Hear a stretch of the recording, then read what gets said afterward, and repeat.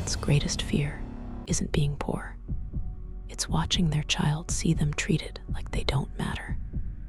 Keanu Reeves walked into the city's most prestigious bank with his young daughter beside him, and a check that could change both of their lives forever. He wasn't looking for sympathy. He wasn't asking for charity. He simply wanted to cash what already belonged to him. Instead, the bank manager looked at his clothes, laughed in front of a crowded lobby, and tore the $20 million check into pieces. She thought she was throwing out a beggar. She had no idea she had just humiliated the most important client her bank had. And what happened next would cost her far more than her career. Before we continue, if you enjoy stories about humility, second chances, and ordinary people whose quiet strength changes lives, make sure you subscribe and turn on notifications. Every week, we bring you unforgettable stories that prove character will always outshine wealth. Now, let's go back to where this incredible story truly began.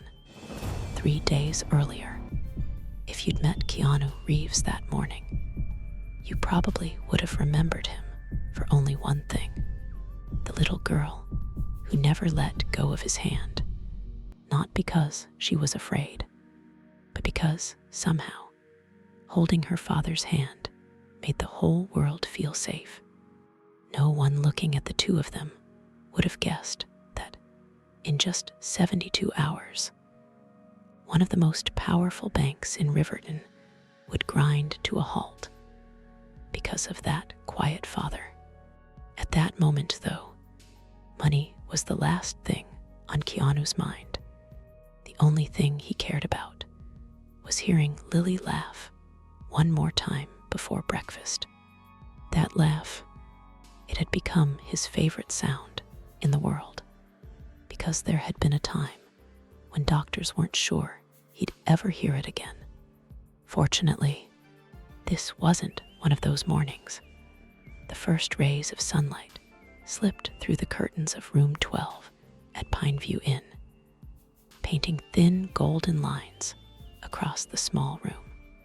It wasn't much: 2 beds, a tiny kitchenette, an old wooden table that had been repaired more times than anyone could count, a kettle that whistled louder than it should, furniture that had seen better decades.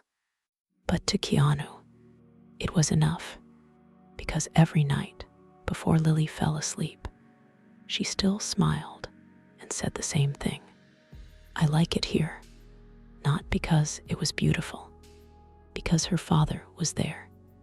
A soft giggle drifted from the second bed. Keanu looked up from the tiny stove, where he was carefully flipping pancakes that were far from perfect. One was shaped like a cloud. Another looked suspiciously like the state of Texas. He sighed dramatically. "I think breakfast is losing the battle." Lily climbed onto one of the chairs and peeked into the frying pan. "It's not losing." She pointed at the oddly shaped pancake. "That one looks like a duck." Keanu raised an eyebrow. "A duck?" She nodded with complete confidence. "A flying duck." He looked at it again. "I was aiming for a circle." She smiled. "I like my duck better." "So do I." She laughed. There it is.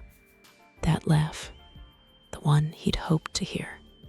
For just a few seconds, nothing else mattered.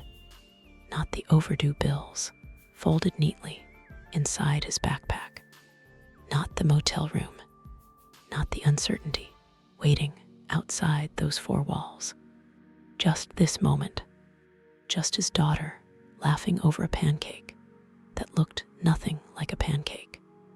After breakfast, Lily carried the 2 plates to the sink before Keanu could stop her. "I've got it. You cooked. So I clean." He smiled. "Who made that rule?" "I I did, and it's a good rule. Keanu leaned against the counter, pretending to think. I suppose I should listen to the boss. You definitely should. Their conversation was interrupted by 3 gentle knocks on the door. Lily's face immediately brightened. Mrs. Brooks, without waiting for permission, she hurried over and opened the door. Standing outside was Alina Brooks, the 73-year-old owner of Pineview Inn. She balanced a small basket on one arm, fresh blueberries, homemade muffins, and a tiny jar of strawberry jam tied with a red ribbon. I baked too many again. Lily smiled knowingly. You always bake too many. Mrs. Brooks winked. It's becoming a terrible habit. Keanu stepped forward with a grateful smile. You spoil us. Nonsense. She looked at Lily. I'm simply investing in my favorite breakfast partner. Lily giggled before taking the basket. The elderly woman stepped inside without ceremony. She'd long stopped treating room 12 like just another rental. Over the past 2 weeks, it had become the brightest part of her morning. She watched Lily happily arrange the muffins onto a plate. You know, Mrs. Brooks said quietly, I caught someone sweeping the parking lot again before sunrise. Keanu looked innocently toward the ceiling. Really?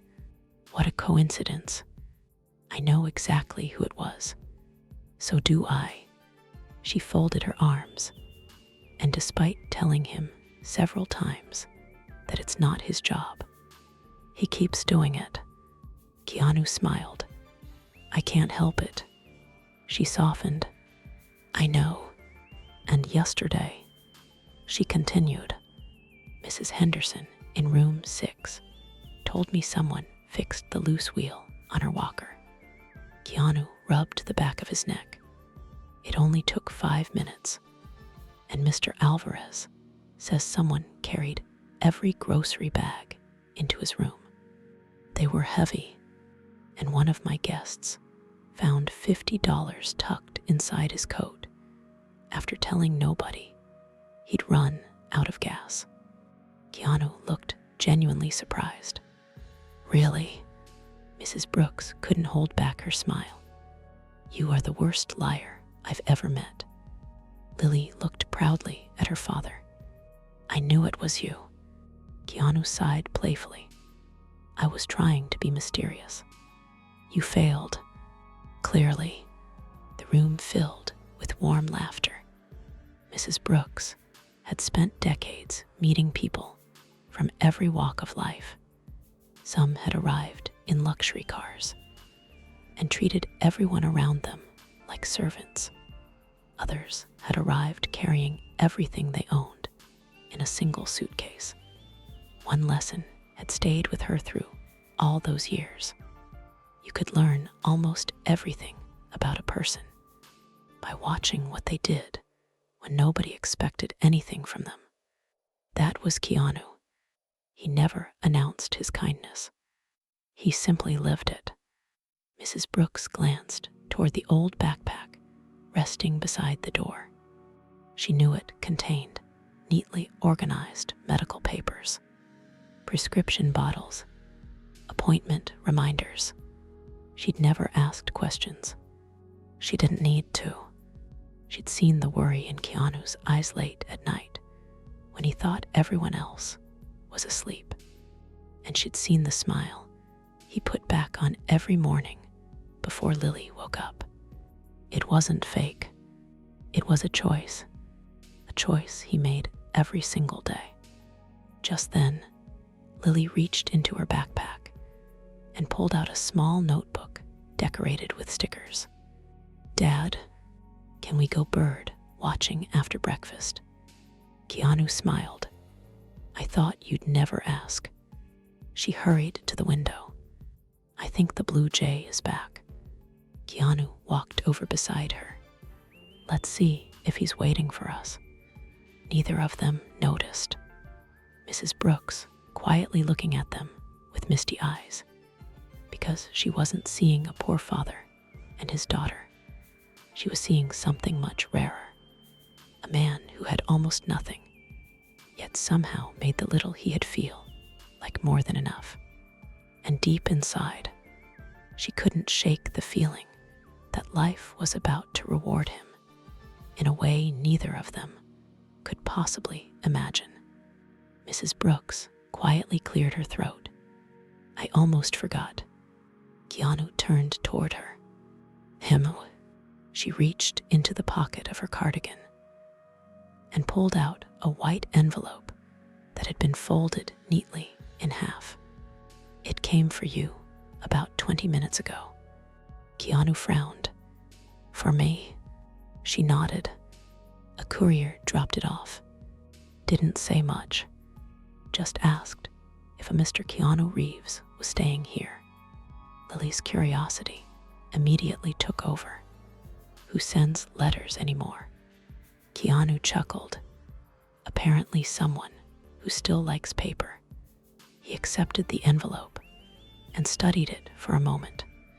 There was no handwritten note, no colorful logo, just a law firm's name embossed neatly across the upper left corner. Harrison, Cole, and Whitmore. He searched his memory. "Nothing. I don't recognize it." Mrs. Brooks shrugged. "I figured if it was important, you'd know." "So did I." He carefully slid a finger beneath the seal. Inside was a single folded letter. As he unfolded it, another item slipped onto the table. A business card. Lily picked it up before he could. "It says," she slowly sounded out the words, "Daniel Harrison." She looked up proudly. "I got it right." "You did. What does he do?" Keanu glanced at the card. "Attorney." "What's an attorney?" "Someone people call when they need help with important legal things." She tilted her head. "Like superheroes." Mrs. Brooks laughed. "Sometimes." Keanu smiled. "I've met a few who'd probably like that description." He turned his attention back to the letter. The smile slowly disappeared. Mrs. Brooks noticed immediately. "Everything all right?" Keanu didn't answer at first. His eyes carefully moved across each line. Then he read it again, slower this time. Lily watched him. "Dad?" He blinked, as though returning from somewhere far away. You look funny." "Funny, the serious kind." He folded the letter neatly. "I just wasn't expecting this." Mrs. Brooks sensed there was more to it, but she'd lived long enough to know when silence was kinder than questions. "If it's private." "It is." Keanu smiled apologetically. "But not because it's bad. Just unexpected." Lily climbed onto her chair. "Can I know?" He knelt beside her. "Not yet." "Why?" "Because I don't understand it myself." She accepted that answer with surprising ease. "Okay, I'll wait. You always do." She smiled. "I learned from you." Those words landed harder than she realized. Keanu gently squeezed her shoulder before slipping the letter back into its envelope. Whatever it meant, it could wait. Right now, there was a little girl wearing binoculars around her neck that was already halfway out the door. "Dad, the birds won't wait forever." He laughed. "I suppose we'd better not keep them waiting." Behind Pine View Inn stretched nearly 40 acres of open grassland bordered by towering pine trees. Most travelers never wandered that far. They checked in slept, left, but Lily knew every trail, every squirrel, every rabbit hole, every tree that birds seemed to love more than the others. She skipped ahead, scattering tiny handfuls of birdseed. Look, she pointed excitedly toward a wooden fence. The cardinal came back. Keanu lifted the binoculars. You're right. I told you he'd remember us. You might be onto something. They remember nice people. He smiled. I hope you're right. She looked at him thoughtfully. Dad? Yeah. Do birds know when someone is sad? He lowered the binoculars. Why do you ask? She shrugged. They always come closer when Mrs. Brooks cries. Keanu looked toward the motel in the distance. Mrs. Brooks had never cried in front of Lily. Not intentionally. Children simply noticed things adults believed they'd hidden. I think, he said gently, animals can tell when people need a little company. Lily nodded. I like that. So do I. She continued walking before, asking another question. Do you ever get sad? Keanu smiled. Sometimes. When? He thought for a moment. When I think I can't fix something. She stopped walking. But you always fix things. Bikes, doors, the coffee machine, my crayons, my teddy bear. He laughed softly. I wish life were that simple. She reached over and slipped her small hand into his. You fixed me. The words caught him completely off guard. His throat tightened. No, sweetheart. The doctors helped. She shook her head. They helped my body.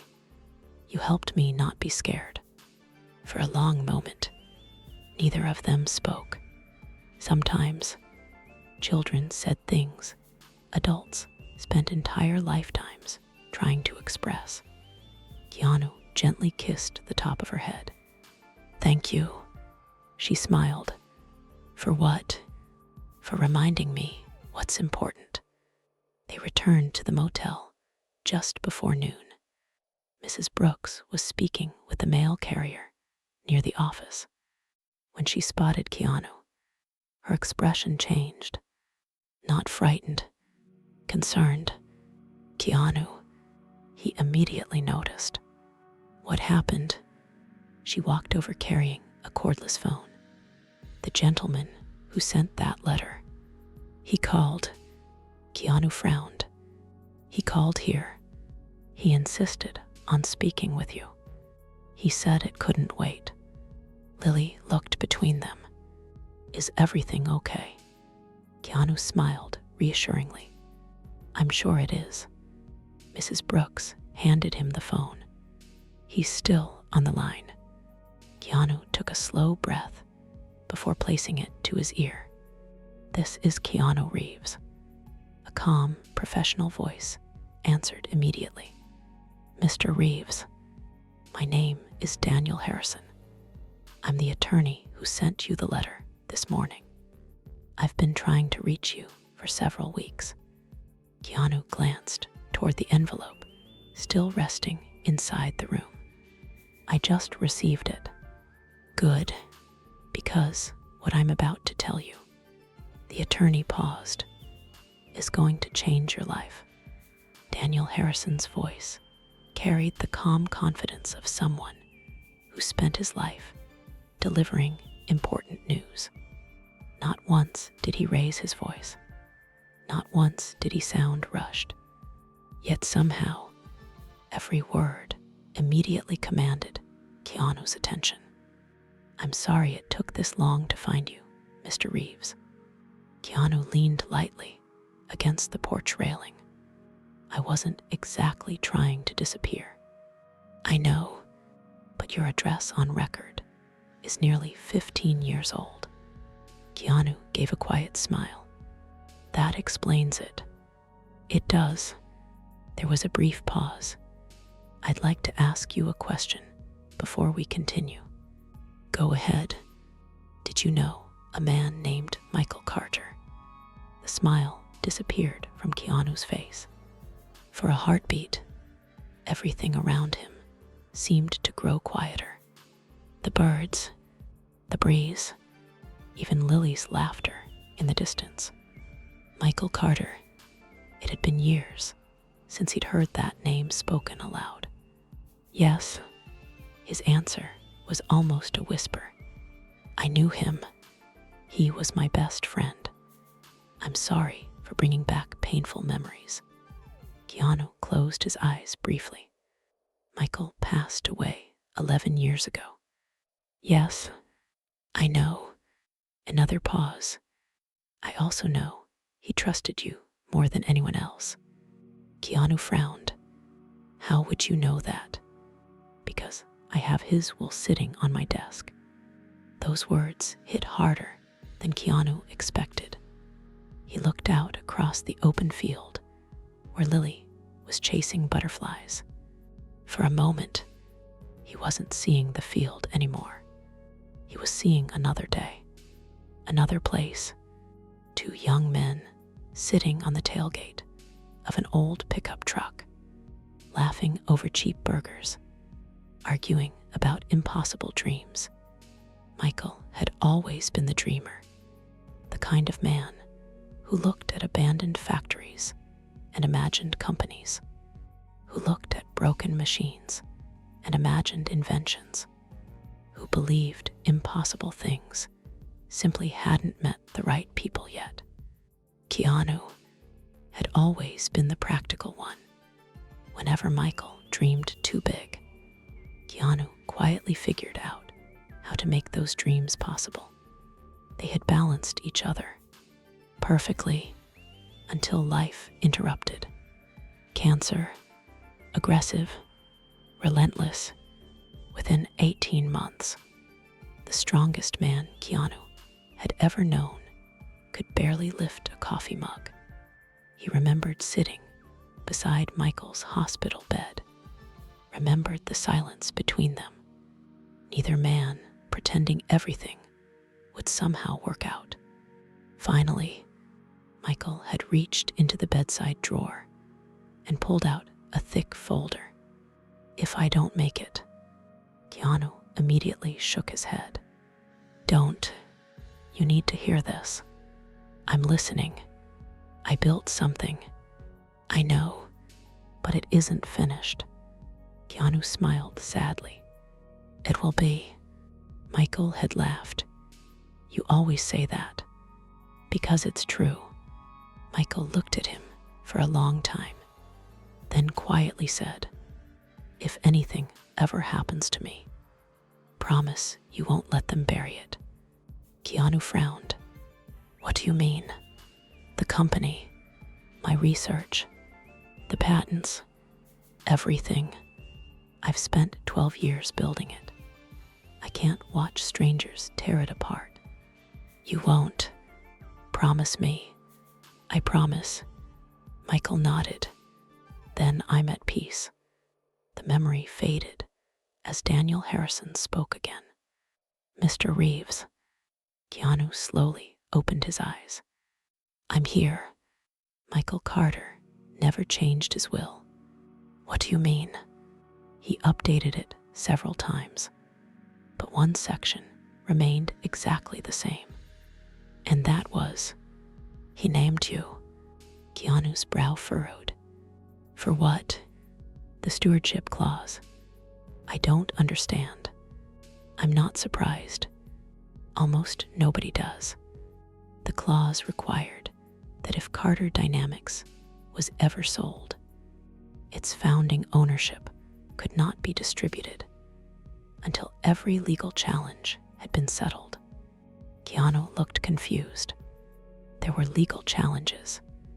There were many, for nearly 11 years. Patent disputes, shareholder claims, international licensing issues. The case has moved through 3 different courts. And now, it's over. Silence settled between them. Daniel continued gently. Yesterday afternoon, the final appeal was dismissed. Keanu said nothing. The acquisition has officially closed. Still, nothing, Mr. Reeves. Under the terms of Michael Carter's will, you are now entitled to receive the proceeds assigned to your trust. Keanu looked across the field again. Lily was kneeling in the grass, trying to convince a butterfly to land on her finger, completely unaware that anything extraordinary was happening. How much? The question barely escaped his lips. Daniel answered without hesitation. Just under $20 million. Keanu actually laughed. Not because it was funny, because it sounded impossible. I think you've called the wrong man. I assure you, I have not. I don't own a company. You don't have to. I haven't invested millions. You didn't. I live in a motel. I know. The financial records show everything. Michael never forgot his promise. Keanu's grip tightened around the phone. My promise, according to the documents, Daniel said quietly. He believed none of it would have existed without you. Keanu's eyes drifted toward the old pickup, parked beside room 12. The faded paint, the dented driver's door, the cracked taillight he'd been meaning to fix. He suddenly remembered something Michael had said all those years ago. If this company ever succeeds, half of that success belongs to the man who never stopped believing in me. Back then, Keanu had laughed it off. He'd assumed it was just another emotional conversation between two lifelong friends. He never imagined Michael had written those words into legally binding documents. Daniel spoke once more. I know this is overwhelming. It is. I'll need you to come into Riverton tomorrow morning. There are documents to sign and one final payment instrument to deliver. Keanu looked down at the envelope, still tucked beneath his arm. The letter mentioned a check. Yes, our bank has already prepared it. It will be waiting for you. For the first time since the conversation began, Keanu asked the only question that truly mattered. Can I use it immediately? You can. Good. Daniel hesitated. If you don't mind me asking, why is that your first concern? Keanu watched Lily laughing as the butterfly finally landed on her finger. His voice softened. My daughter has been waiting long enough. Daniel didn't ask another question. He didn't need to. Instead, he quietly replied, then let's make sure she doesn't have to wait another day. The next morning, Keanu Reeves woke up before the alarm. Not because he'd slept well. Quite the opposite. He'd barely slept at all. Every time he closed his eyes, the same question returned. What if this is all a mistake? $20 million. Even saying the number in his head felt ridiculous. People like him didn't wake up one morning to discover they were suddenly worth millions. At least, that wasn't how life usually worked. For years, life had taught him to expect bad news before good. So, until the money was actually in his hands, he refused to let himself believe it. Across the room, Lily was still asleep. She had somehow managed to kick her blanket onto the floor during the night. Keanu smiled to himself. Some things never changed. He quietly picked up the blanket and tucked it around her shoulders. She stirred slightly. Without opening her eyes, she mumbled, "5 more minutes." He chuckled. "I wasn't waking you. I'm practicing." "Practicing what?" "Sleeping." He laughed quietly. "I'll let you continue your training." A sleepy smile appeared on her face. Then she was asleep again. By the time the sun climbed over the pine trees, the smell of fresh coffee drifted through Pine View Inn. Mrs. Brooks was already setting breakfast on the porch. She looked up as Keanu walked outside. "You look like a man who's been arguing with his pillow all night." "I think the pillow won." She poured him a cup. "Big day." He nodded. "I hope so." She studied him for a moment. "You still don't believe it." Keanu smiled. "Is it that obvious? You've spent 2 weeks proving you're the kind of man who prepares for disappointment. You don't suddenly become optimistic overnight." He looked into his coffee. "I guess not." Mrs. Brooks placed a gentle hand on his shoulder. "Whatever happens today, don't let fear steal tomorrow before tomorrow even arrives." He smiled gratefully. "I'll try." Just then, Lily burst through the motel door, wearing her favorite yellow sweater. Her backpack looked almost as big as she was. "Dad, I packed everything." Keanu raised an eyebrow. "Everything?" She proudly unzipped the bag. Inside were her bird journal, 3 crayons, a stuffed rabbit, 2 juice boxes, a flashlight, 1 sock, and a spoon. Keanu blinked. "The spoon seems important." "It is." "For what?" She thought seriously. "What if somebody needs soup?" Mrs. Brooks laughed so hard she nearly spilled her coffee. Keanu nodded solemnly. "A very responsible decision." "I know." Lily zipped the bag shut. "I'm prepared for anything." An hour later, the old pickup truck rumbled onto the highway. Its engine sounded tired. The paint had long since surrendered to years of sun and rain. One mirror had been repaired with black tape. The driver's seat squeaked every time Keanu shifted gears. Yet somehow, the truck kept going, much like the man driving it. Lily watched the passing scenery through the window. Fields slowly gave way to neighborhoods. Neighborhoods became shopping centers. Shopping centers became tall buildings. Her eyes grew wider with every mile. So many people. Keanu smiled. Big cities have that effect. I've never seen buildings this tall. You'll probably see even taller ones someday. She looked at him. Together. That answer seemed to satisfy her completely. A few minutes later, she noticed something else. Every car around them looked newer, shinier, more expensive. One sleek black sports car pulled alongside them at a traffic light. Lily looked at it, then looked at their truck, then looked back again. "Dad, yeah, our truck isn't as pretty."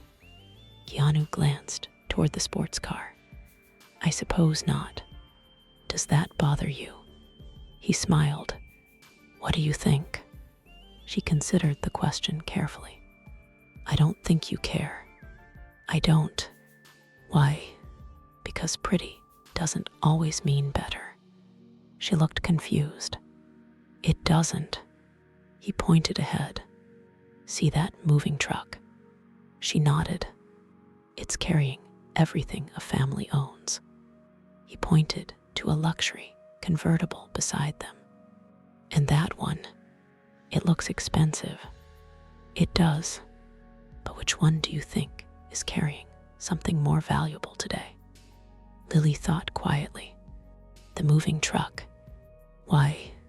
Because somebody's whole life is inside. Keanu smiled. I think you're right. The traffic light turned green. The sports car shot forward with a roar. Their old pickup followed a few seconds later, at exactly the same speed limit. Lily watched it disappear. I still like our truck. So do I, because it always gets us home. Keanu looked at her for a moment. I couldn't have said it better myself. Nearly 40 minutes later, downtown Riverton came into view. Glass towers stretched into the morning sky. Luxury hotels stood beside marble office buildings. People hurried across crosswalks, carrying leather briefcases and expensive coffees. Everything moved with purpose. Everything moved fast. Lily pressed her face gently against the window. It looks like a movie. It probably feels that way the first time. She pointed toward an enormous building with polished stone columns. Dad, is that it? Keanu followed her finger. There it was. Riverton National Bank, 12 stories tall, its entrance framed by towering columns. Flags moved gently in the breeze above polished glass doors. Luxury vehicles lined the curb. Valets hurried between arriving customers. Men in tailored suits, women carrying designer handbags, private security officers standing at attention. Lily swallowed. It's beautiful. Keanu quietly parked their old pickup across the street. For a long moment, neither of them spoke. Then Lily reached across the seat and slipped her hand into his. Not because she was scared, because she wanted him to know he wasn't walking in alone. Keanu smiled. Ready? She nodded. Ready? Together, they opened the truck doors, stepped onto the sidewalk, and began walking toward the grand entrance of Riverton National Bank. Neither of them noticed. Several people already turning to stare at the worn-out truck they had just climbed out of, or the whispers beginning to spread through the morning crowd. Keanu looked up at the massive stone building. For just a second, it reminded him of a courthouse. Cold, impressive, built to make people feel small before they even walked through the front doors. Lily, on the other hand, saw something completely different. She looked at the revolving glass doors with wide eyes. It looks like a palace. Keanu smiled. I think that's exactly what they wanted people to think. She looked up at him. Have you ever been inside a place like this? Once. When? A long time ago. Did you get lost? He laughed. I almost did. Then we should stay together. I wasn't planning on letting go. She tightened her grip around his hand. Good. The closer they walked, the more eyes seemed to follow them. A businessman in an expensive navy suit slowed his pace. He glanced at Keanu's faded jeans, then at Lily's well-worn backpack. His expression changed almost instantly. Dismissive. A woman wearing oversized sunglasses quietly pulled her designer purse closer to herself as they passed. Another man stepped aside without saying a word, as though giving them space wasn't courtesy. It was caution. Lily noticed. Children always noticed. She leaned closer to Keanu. Dad? Yeah. Did I spill syrup on my sweater? He looked down. No. My hair. It looks perfect. My shoes. They're still tied. She hesitated. Then, why are people looking at us? Keanu didn't answer immediately. Not because he didn't know, because he was trying to find an answer an 8-year-old heart could carry. Finally, he smiled gently. Sometimes, people make up stories about someone before they've even said hello. She frowned. Why? Because it's easier. Is it right? No. She thought quietly for several steps. Should we tell them the real story? Keanu chuckled. No. The people who matter will ask. She nodded slowly. And the ones who don't, they've already decided. Lily squeezed his hand. I don't like that. Neither do I. As they reached the front steps, a uniformed doorman opened one of the heavy glass doors. He looked at Keanu, then at Lily. His smile never changed. Good morning. Welcome to Riverton National Bank. Keanu smiled back. Morning. Lily smiled too. Thank you. The doorman tipped his cap slightly. My pleasure, miss. It was a tiny gesture, 5 seconds at most, but Keanu appreciated it because kindness always stood out in places where people expected status. As they stepped inside, cool air wrapped around them. The lobby was breathtaking. Marble floors stretched from one end of the building to the other. Crystal chandeliers hung from the ceiling nearly 3 stories above. Fresh flowers decorated polished tables. Soft piano music drifted through hidden speakers. Customers spoke in hushed voices. Even the echoes sounded expensive. Lily's mouth fell open. Dad, he smiled. I know. It's bigger than our motel. I think it's bigger than 3 motels. She slowly turned in a circle. I've never seen so much shiny floor. Keanu laughed. I hope nobody asks us to mop it. She giggled. I'd need roller skates. Behind the welcome desk sat a young receptionist wearing a navy blue blazer with the bank's gold emblem embroidered on the pocket. Her name tag read, Emily Foster.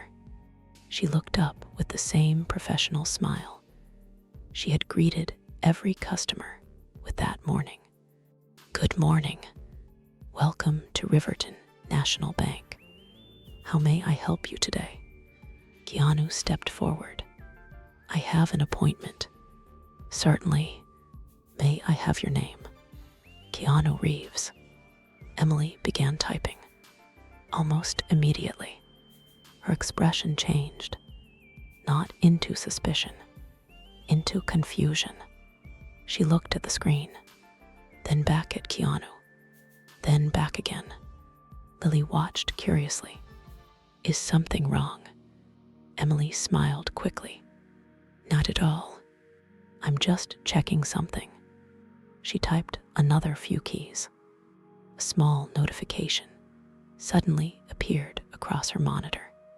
Her eyebrows lifted. She quietly read it once, then again. She blinked before she could say another word.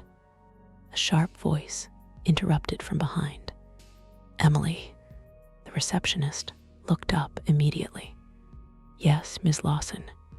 A woman in her mid-40s approached with confident, measured steps. Every part of her appearance seemed carefully planned. Her charcoal gray suit fit perfectly. Her heels clicked against the marble floor with military precision. Not a strand of blonde hair sat out of place. The gold nameplate on her jacket identified her as Victoria Lawson, branch manager. She stopped beside the reception desk. Is there a problem? Emily hesitated.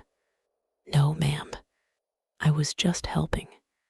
Victoria's Eyes moved toward Keanu, then to Lily, then briefly toward the old backpack resting against Keanu's leg. Something in her expression changed. Not anger, not curiosity, judgment, the kind that happened in an instant, without asking a single question, without hearing a single word. She turned back to Emily. "I'll handle this." Emily looked uncertain. "But ma'am, the system says." Victoria lowered her voice just enough that she thought Keanu couldn't hear. "I said, I'll handle it." Emily slowly nodded. "Yes, ma'am." Victoria stepped around the desk and offered Keanu a practiced corporate smile, one that reached her mouth, but never her eyes. "Good morning. I'm Victoria Lawson, the branch manager. How can I assist you today?" Keanu returned the smile with quiet politeness. "Good morning. I have an appointment regarding a payment that's being released through the bank." Victoria gave a small nod.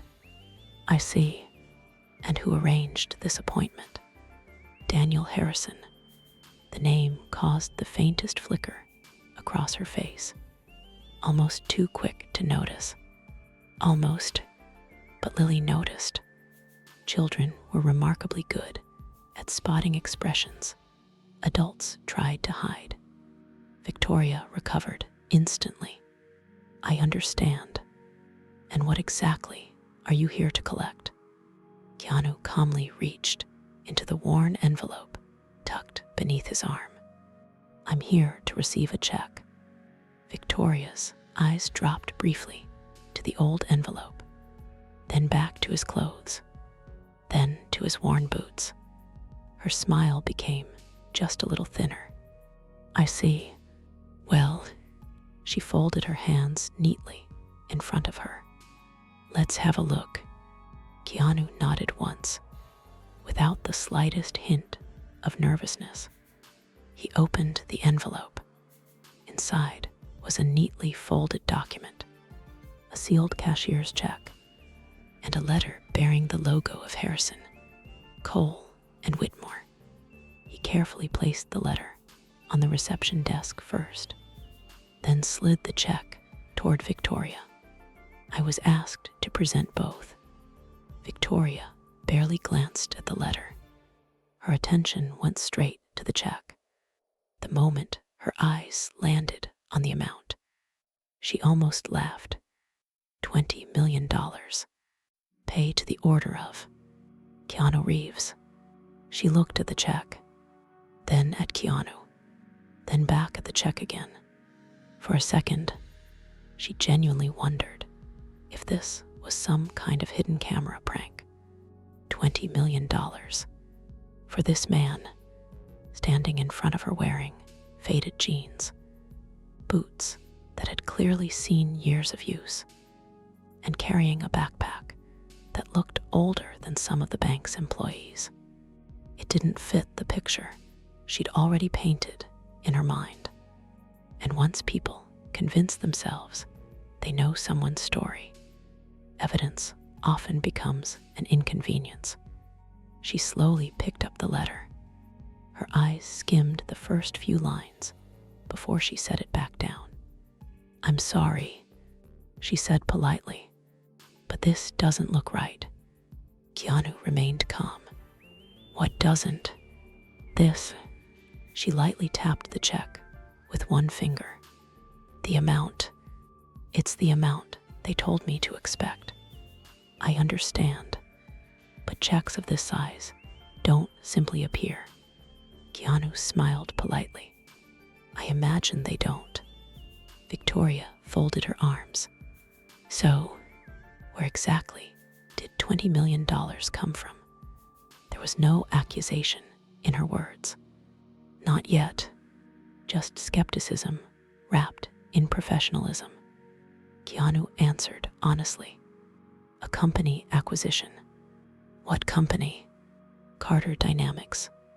Victoria frowned. She had never heard of it. That didn't surprise her. Thousands of companies existed. Still, something felt off. And your position there? I never worked there. That answer only deepened her suspicion. You never worked there? No, but they're paying you $20 million. That's correct. Lily quietly looked from one adult to the other. The conversation was beginning to sound different. Sharper.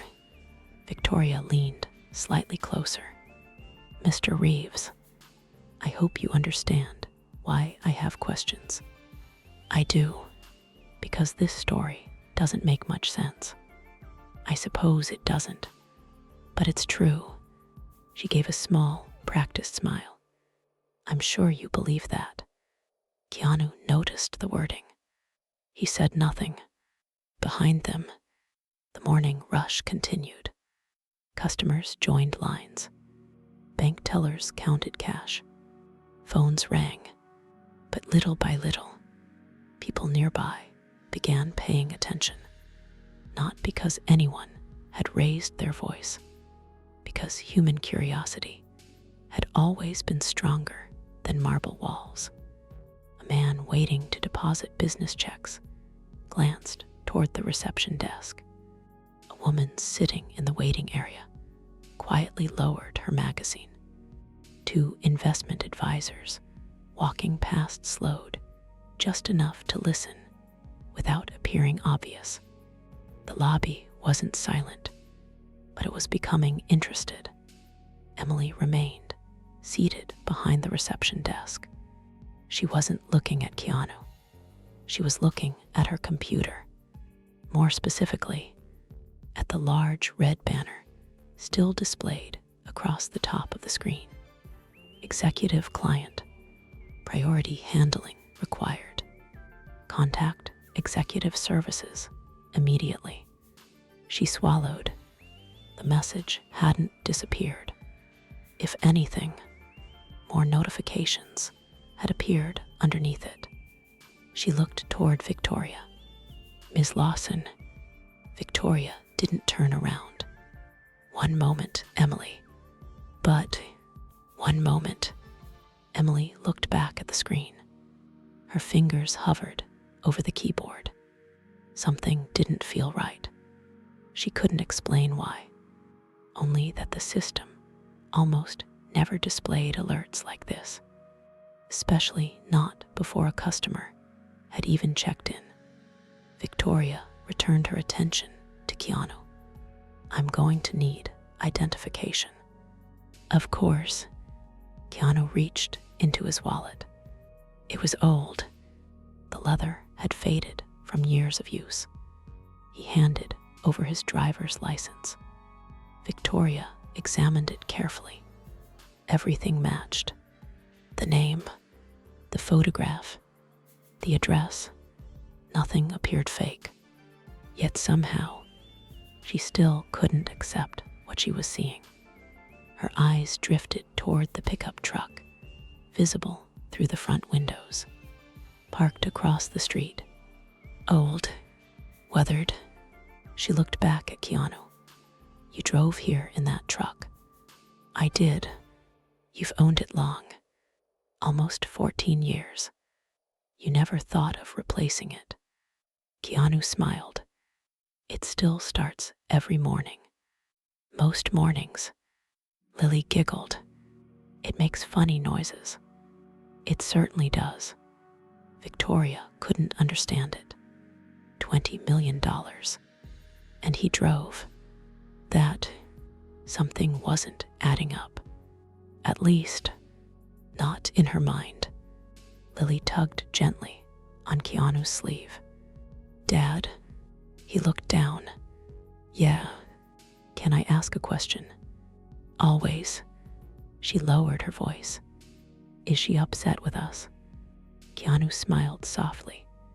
No, she's just doing her job. Victoria heard him. For reasons she couldn't explain.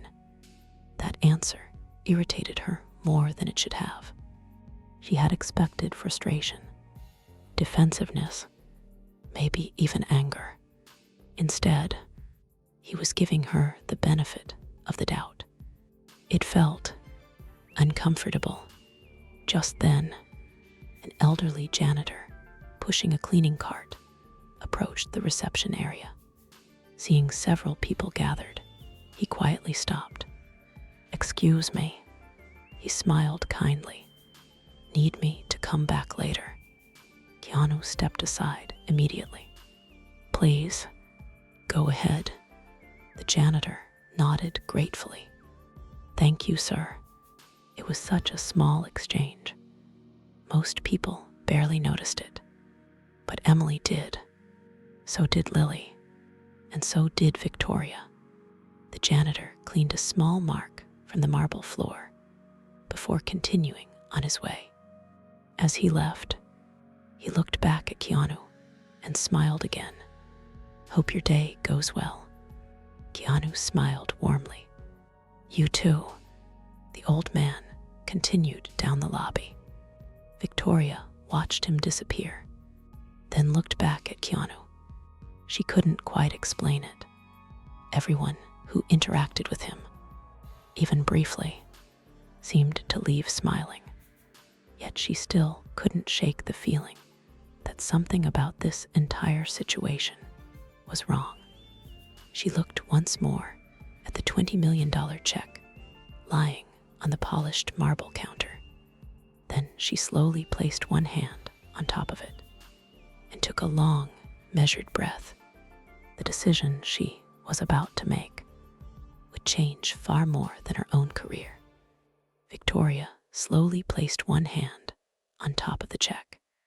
Her perfectly manicured fingers rested on the paper for several seconds.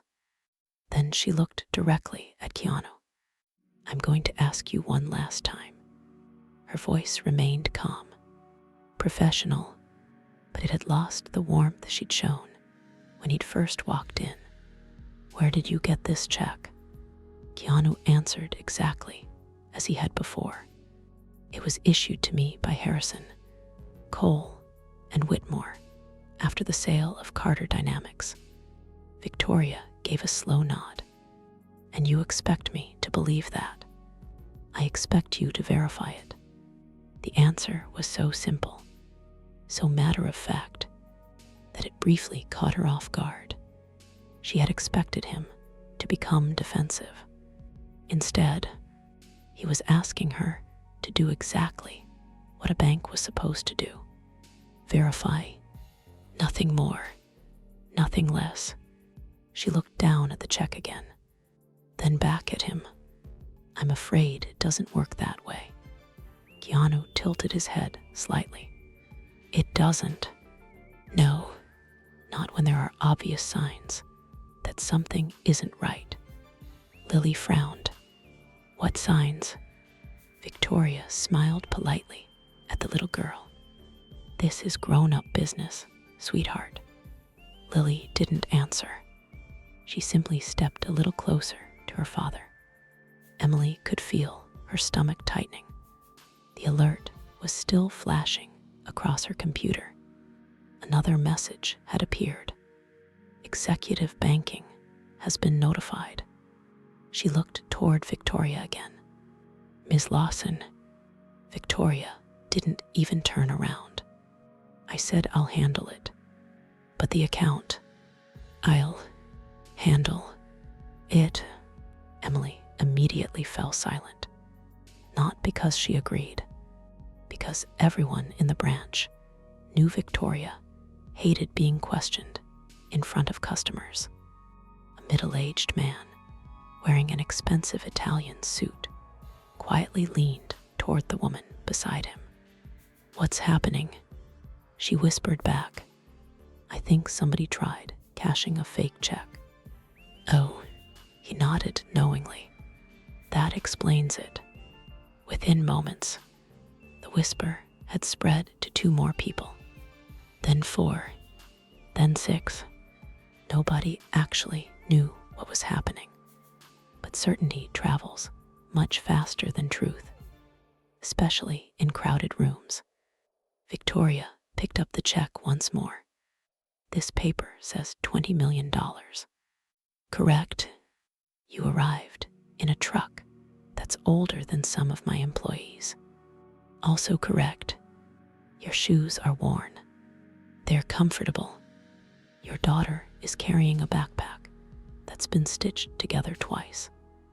Lily instinctively looked down at her backpack. She'd forgotten the small repair on one corner. Keanu noticed. He gently rested a hand on her shoulder. Victoria continued. You honestly expect this bank to believe someone in your situation suddenly has access to $20 million. Keanu's expression never changed. My situation has nothing to do with whether the check is real. For the first time, several nearby customers exchanged glances. It wasn't what he said. It was how calmly he said it. Lily looked up at her father. Dad, yeah, is she saying poor people can't have checks? The lobby became noticeably quieter. Children had an unusual habit of asking the question adults avoided. Keanu knelt beside her. No, she's trying to understand something that surprised her. Lily looked toward Victoria. But couldn't she just call the people who gave you the check? Keanu smiled softly. That's one way. Victoria felt heat rise into her cheeks. She couldn't explain why. Being corrected by a child, without actually being corrected, was strangely irritating. She straightened the papers on the counter. Mr. Reeves, I believe this document is fraudulent. Keanu blinked once. On what basis? My professional judgment. I see. And what evidence supports that judgment? She hesitated, only for a second, then answered. Years of experience. Keanu nodded slowly.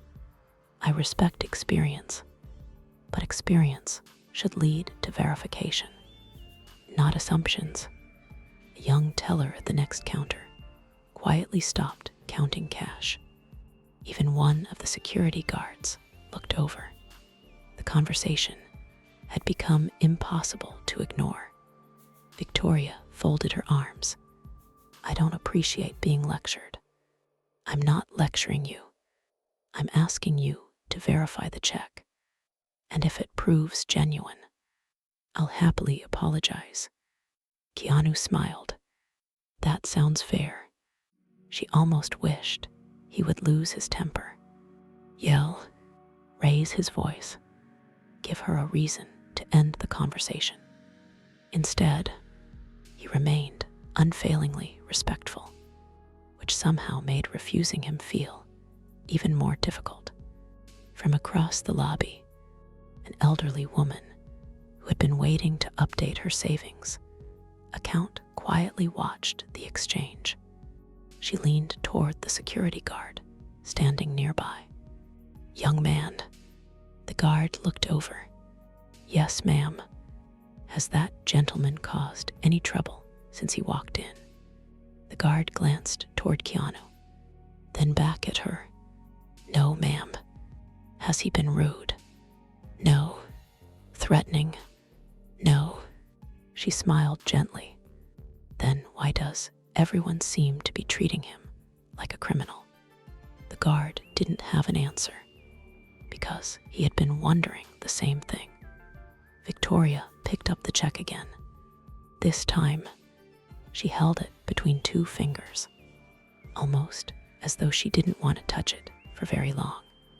She looked directly into Keanu's eyes. I'm going to protect this bank. Keanu nodded. I hope you do. That includes protecting it from fraud. I'd agree. She took one deliberate step backward, then another. The lobby had grown so quiet that even the sound of her heels echoed against the marble floor. Every employee nearby looked toward her. Every customer seemed to stop what they were doing. No one knew exactly what was about to happen, but everyone could feel the moment was about to cross a line. Victoria took another slow step backward, then another. She looked toward one of the tellers. Jennifer, the young teller, looked up immediately. Yes, Ms. Lawson, put a temporary hold on all activity involving this document. Jennifer hesitated. A hold? Yes, but she glanced toward the check. Don't we normally contact executive banking first for amounts this? Victoria cut her off with a look. I gave you an instruction. Jennifer lowered her eyes. Yes, ma'am. She turned back toward her computer, though her fingers hovered uncertainly above the keyboard.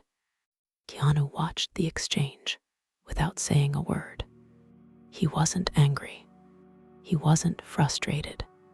If anything, he looked disappointed. Not for himself, for Lily, because she was watching everything. Children might not understand banking procedures, but they always understood when someone was being treated differently. Lily looked up at him. Dad, did we do something wrong? His answer came without hesitation. No. Then why won't they help us? Keanu smiled gently. Sometimes people need a little more information before they make a decision. She accepted that answer, but not completely. Her young face still carried confusion. Victoria turned back toward Keanu. I'm also going to need to keep this check. Keanu frowned slightly. For verification. Yes. Will I receive a receipt? Victoria blinked. A receipt for leaving a negotiable instrument worth $20 million with the bank. There was a brief silence. It was a reasonable question. In fact, it was exactly the kind of question someone familiar with important financial documents would ask. Victoria hadn't expected it. We can provide one. I'd appreciate that. Emily quietly looked up from her desk. The more Keanu spoke, the less he sounded like someone attempting a scam. At that exact moment, the elevator doors at the far end of the lobby opened. A sharply dressed man in his early 50s stepped out carrying a leather portfolio. He wore no name tag, no flashy title, yet the moment employees noticed him, several straightened their posture instinctively. It was Richard Hale, the bank's director of executive client services. He wasn't scheduled to visit the branch that morning. He was there because of one reason: the alert on Emily's computer. As he walked across the lobby, he quietly asked a passing employee, "Where's Ms. Lawson?" The employee pointed toward the reception desk. Over there. Richard followed the direction. From across the lobby, he immediately saw Victoria. He also saw Keanu and Lily. He slowed his pace. Something about the scene didn't match what he'd expected. If the system had flagged an executive client, why was the customer still standing in the public lobby? Why hadn't they been escorted upstairs? Back at the reception desk, Victoria handed the check to Jennifer. Take this into the verification office. Jennifer carefully accepted it. Before she could take a single step, a calm voice echoed through the lobby. Jennifer. She stopped immediately. Everyone turned. Richard Hale had arrived. He smiled politely. Would you mind bringing that to me instead? Victoria looked surprised. Mr. Hale, I wasn't expecting you. I imagine not. He kept smiling. What seems to be the issue? Victoria answered confidently. A suspicious financial instrument. Richard nodded once. I see. And have we verified it with executive banking? Victoria hesitated. We're about to. Richard looked toward Jennifer. Is that correct? Jennifer glanced nervously between the two managers. Actually, she swallowed. The system flagged it as an executive client before Mr. Reeves even reached the desk. The lobby fell just a little quieter. Richard slowly turned his attention toward Keanu, then to Lily, then back to Victoria. His expression remained calm, but one small line appeared across his forehead. The system flagged him before he checked in. Yes, sir. And did anyone contact executive banking? Jennifer lowered her eyes. No, sir. Richard looked at Victoria. Why not? Victoria answered without hesitation. I believed additional verification was necessary first. Richard nodded slowly. I understand. He extended his hand toward Jennifer. The check, please. Jennifer handed it over immediately. Richard studied it carefully. He looked at the routing numbers, the issuing institution, the authorization code. Then, his eyes landed on one signature near the bottom. His expression changed, not dramatically, just enough that Emily noticed. Richard looked back at Keanu. Mr. Reeves. His tone became noticeably warmer.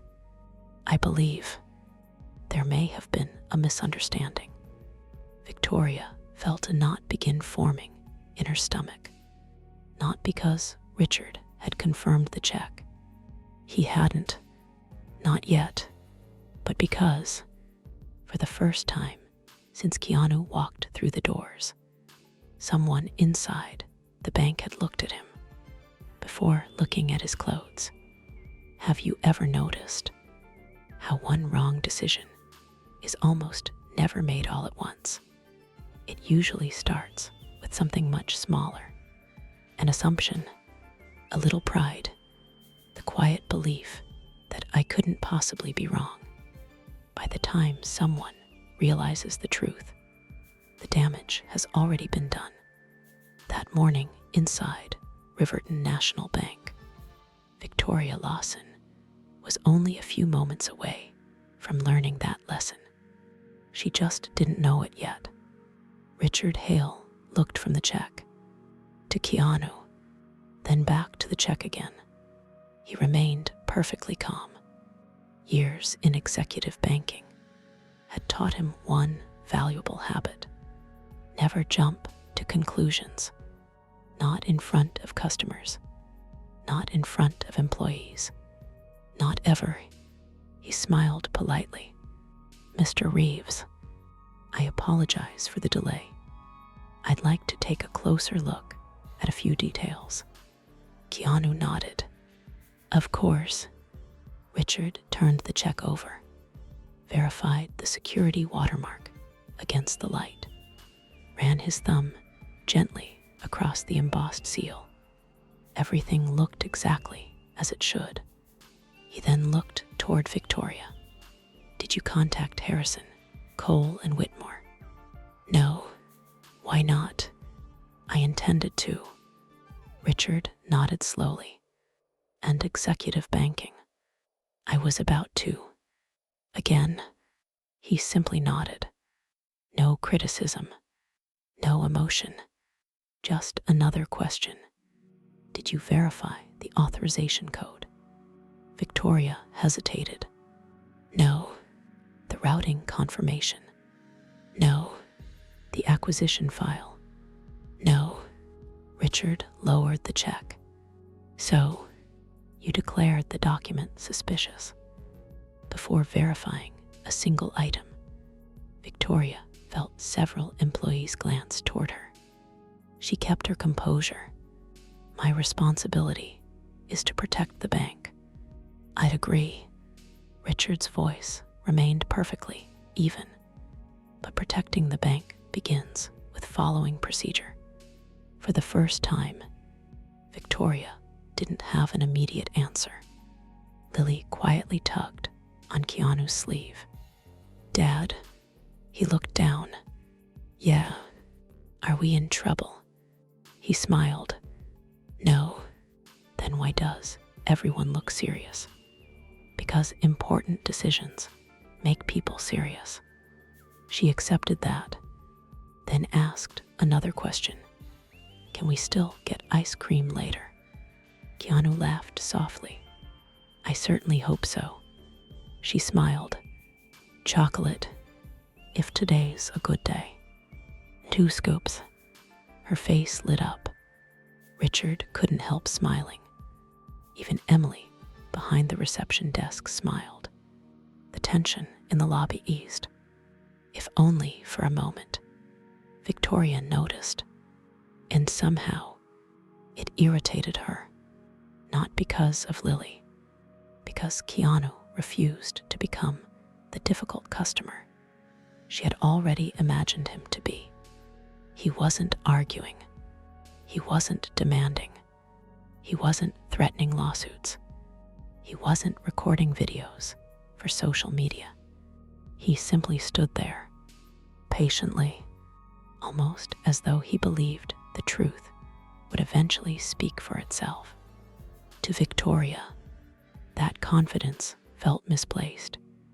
People carrying $20 million checks didn't arrive in faded denim. They didn't drive rusted pickups. They certainly didn't live out of backpacks. Everything she'd learned over 23 years in banking told her that something was wrong. She trusted that instinct. Perhaps too much. Richard looked toward Emily. Would you please connect me with Harrison, Cole, and Whitmore? Emily nodded immediately. Right away. She reached for the phone. Victoria suddenly spoke. That won't be necessary. Richard looked at her. It won't. I've seen enough. He frowned slightly. What do you mean? Victoria folded her arms. I've dealt with forged cashier's checks before. So have I. This follows the same pattern. Richard glanced down at the document again. I'm not seeing that pattern. She took a slow breath. Because you're looking at the paper, I'm looking at the entire situation. Richard remained silent. Victoria continued. A $20 million check. No banking relationship. No executive profile. No financial history with our branch. A customer who appears unable to maintain basic financial stability. She looked directly at Keanu. I'm sorry, but none of this adds up. The lobby had become almost completely silent. Even customers waiting in line had stopped pretending not to listen. An elderly gentleman sitting nearby quietly removed his glasses. He leaned toward his wife. You know, he whispered, I've met honest men who looked poor. His wife nodded, and dishonest men who wore $5,000 suits. Neither of them realized Lily had overheard every word. She looked at the older couple, then back at her father. Dad, she whispered quietly, what's financial stability? Keanu smiled gently. It means someone thinks money tells them who a person is. She frowned. Does it? No. What tells you? He thought for a moment. How they treat people. She nodded thoughtfully. I like your answer better. Richard slowly placed the check back on the marble counter, then looked directly at Victoria. I'm asking you one final time. Will you allow executive banking to complete the verification process? Victoria answered without hesitation. No. Emily looked up sharply. Jennifer froze. Even one of the security guards turned around. Richard blinked. I'm sorry. Victoria's voice became firmer. I believe the document is fraudulent, and until proven otherwise, I'm treating it as such. Richard studied her for several long seconds, then quietly asked, even after I've instructed you otherwise? The question hung in the air. Victoria knew exactly what it meant. Richard wasn't simply another manager. He outranked her. Normally, that would have ended the discussion. But pride has an unusual way of convincing people they're protecting principles when they're really protecting their own ego. She straightened her jacket. I accept responsibility for my decision. Richard looked at her with genuine surprise. Not anger, disappointment, because now this was no longer about a check. It was about judgment, and judgment had just become personal. Richard didn't say another word. Instead, he slowly reached for the phone sitting on the reception desk. Victoria immediately spoke. Who are you calling? Without looking up, Richard answered. Executive banking. I already told you that won't be necessary. Richard paused, then calmly replied, I'm afraid that decision is no longer yours. Victoria's jaw tightened. It is while I'm responsible for this branch. Richard finally looked at her, and I'm responsible for protecting every executive client this bank has. For the first time, Victoria realized this disagreement was no longer happening quietly. Nearly everyone in the lobby was watching. Employees had stopped pretending to organize paperwork. Customers were no longer checking their phones.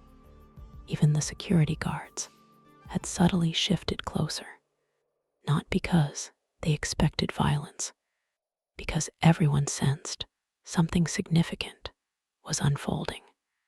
Lily tugged gently on Keanu's sleeve.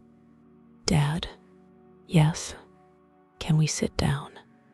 Keanu looked around the lobby. Of course. There were several elegant leather chairs near the waiting area. He smiled. Let's wait over there. Before taking a single step, he turned back toward Richard. We'll stay out of everyone's way. Richard nodded respectfully. Thank you, Mr. Reeves. The simple gesture didn't go unnoticed. Neither did the way Richard addressed him. Mr. Reeves. Not sir. Not this gentleman. Certainly not the customer. Just Mr. Reeves. With respect, as Keanu and Lily walked toward the waiting area, several people instinctively moved their bags off nearby chairs. One elderly woman even smiled warmly. Sweetheart, she said to Lily, would you like to sit beside me? Lily looked toward her father. He nodded. If you'd like. She smiled. Thank you. The elderly woman patted the seat beside her. My granddaughter loves drawing too. Lily's eyes brightened. Really? What does she draw? Oh, the woman laughed. Mostly horses. I draw birds. I'd love to see them. Within seconds, Lily was happily showing her bird journal. The conversation was effortless, natural, exactly the kind of interaction children deserved.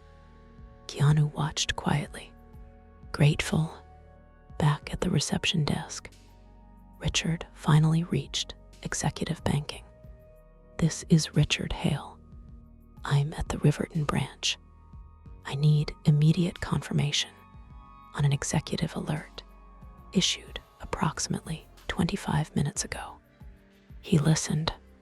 "Yes, I'll hold." Victoria folded her arms. "This is unnecessary." Richard said nothing. She continued. "The check is obviously fraudulent.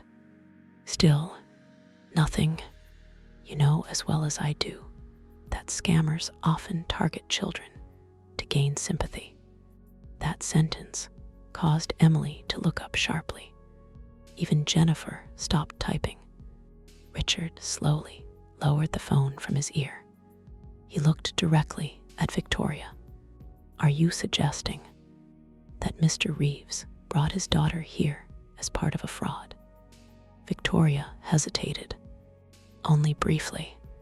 "I'm saying criminals use many tactics." Richard stared at her for several long seconds, then quietly asked, "Have you spoken with him for more than 5 minutes?" "Yes." "Has he threatened anyone?" "No." Raised his voice. "No." Asked for special treatment? "No." Attempted to rush the process? "No." Then what exactly has he done that makes you believe he's a criminal? Victoria opened her mouth, closed it again, then answered, "My instincts." Richard slowly nodded. "I see." Across the lobby, the elderly woman sitting beside Lily looked toward Keanu. "You have a remarkable daughter." Keanu smiled. "I know. She's polite, curious, and brave." He looked toward Lily. "She gets that from her mother." The woman noticed something change in his eyes. Not sadness exactly. Something quieter, more permanent. "I'm sorry." Keanu smiled gently. "So am I." She didn't ask another question. Some grief didn't need explaining. Just then, Richard's phone beeped. The call had returned. He immediately lifted it back to his ear. Richard Hale speaking. His expression remained perfectly neutral. "Yes, I'm looking at it now." He listened carefully, then glanced toward the check lying on the marble counter. "Yes, authorization number." He read it aloud. There was another pause, longer this time. Emily watched him closely. Jennifer did too. Even Victoria found herself listening. Then, Richard's eyebrows lifted, only slightly, but enough. He listened for another 20 seconds. Finally, he quietly replied, "I understand. I'll take it from here." The call ended. Richard gently placed the phone back into its cradle. The lobby had become so silent that the faint ticking of the decorative clock behind the reception desk suddenly seemed loud. Victoria waited confidently, certain the phone call had confirmed everything she'd suspected. She allowed herself a small breath of relief. "Well," Richard didn't answer immediately. Instead, he picked up the $20 million check once more, carefully slid it back into its protective envelope, then looked directly at Keanu across the lobby. Their eyes met. Richard gave him a polite, apologetic nod. Only then did he turn back toward Victoria. His voice remained calm, professional, almost gentle, but every single word landed like stone. "Ms. Lawson, the check is authentic." The entire lobby froze. No whispers, no movement, nothing. Richard continued. It was issued exactly as presented. The funds have already been secured, and Mr. Reeves is expected. Victoria stared at him. For the first time all morning, she had absolutely nothing to say. Victoria blinked once. Surely, she had misheard him. "I'm sorry," she said slowly. "What did you say?" Richard repeated himself, without raising his voice. "The check is authentic. The funds have been verified, and Mr. Reeves has been expected since this morning." A wave of murmurs swept across the lobby. "What? Did he just say authentic? 20 million. I thought it was fake. I told you they should have checked first." People who had been whispering moments earlier suddenly found something else to whisper about. The truth. Victoria looked at the check, then at Richard, then back at Keanu. Her mind refused to connect the pieces. It didn't make sense. It couldn't. She had spent 23 years reading people. She'd built an entire career on instinct, and her instincts had never failed her. Until now, she forced a smile. There must be some mistake. "There isn't." Richard's answer came immediately. "I spoke directly with executive banking. They confirmed the authorization code, the issuing law firm, the acquisition, and the funds." Victoria shook her head. "No, this doesn't make sense." Richard looked at her calmly. "It doesn't make sense because you judged the customer before you verified the transaction." Those words landed much harder than he intended. Several employees quietly lowered their eyes. Emily felt relieved. Jennifer looked embarrassed for the branch. Even one of the security guards shifted uncomfortably. Lily looked up from her bird journal. "Dad?"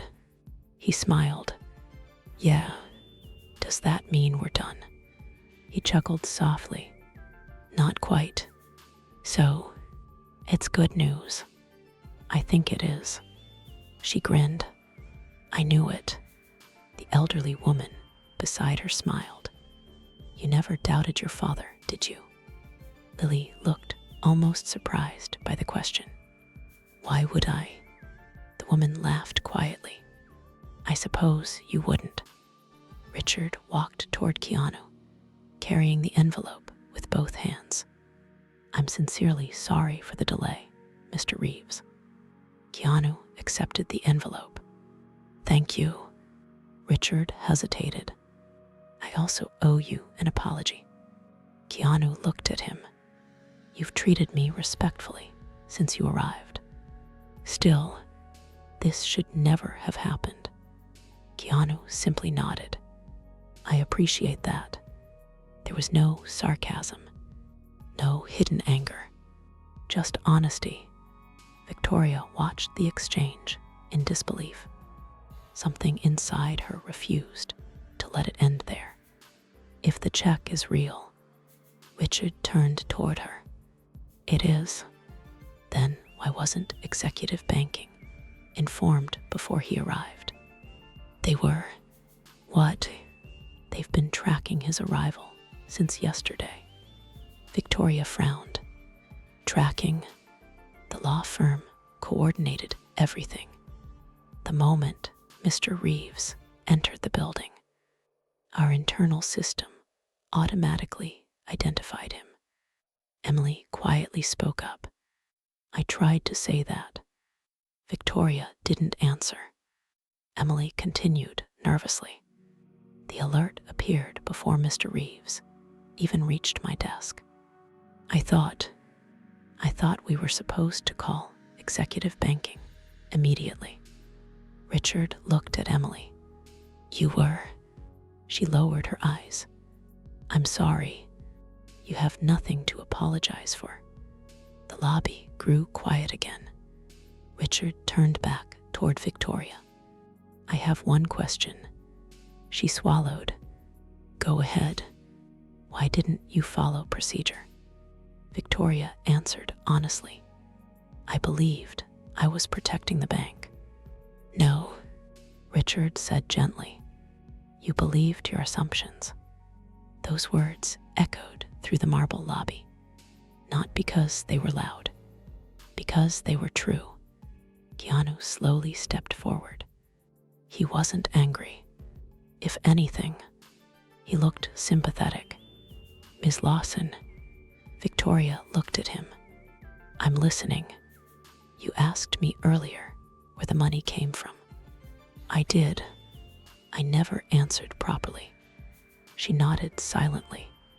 "My best friend spent years building a company. He passed away before he ever saw it succeed. The money isn't a reward. It's a promise." Several people in the lobby listened without making a sound. Keanu continued. "I promised him I'd protect what he'd built. I kept that promise. And today, I'm here because he kept his." Victoria felt her throat tighten. The story she'd imagined in her head had been completely wrong. Lily suddenly looked up. "Dad?" "Yes. Can we still get ice cream?" The question broke the tension, like sunlight through heavy clouds. Several people laughed, including Richard. Keanu smiled. "I think we've earned it." She nodded enthusiastically. "2 scoops." He laughed. "I remember." Richard looked toward Victoria one final time, then quietly said, "I think you owe Mr. Reeves and his daughter an apology." The words hung in the air. Every employee looked toward the branch manager. Every customer waited. Even Lily looked up. Victoria took a slow breath.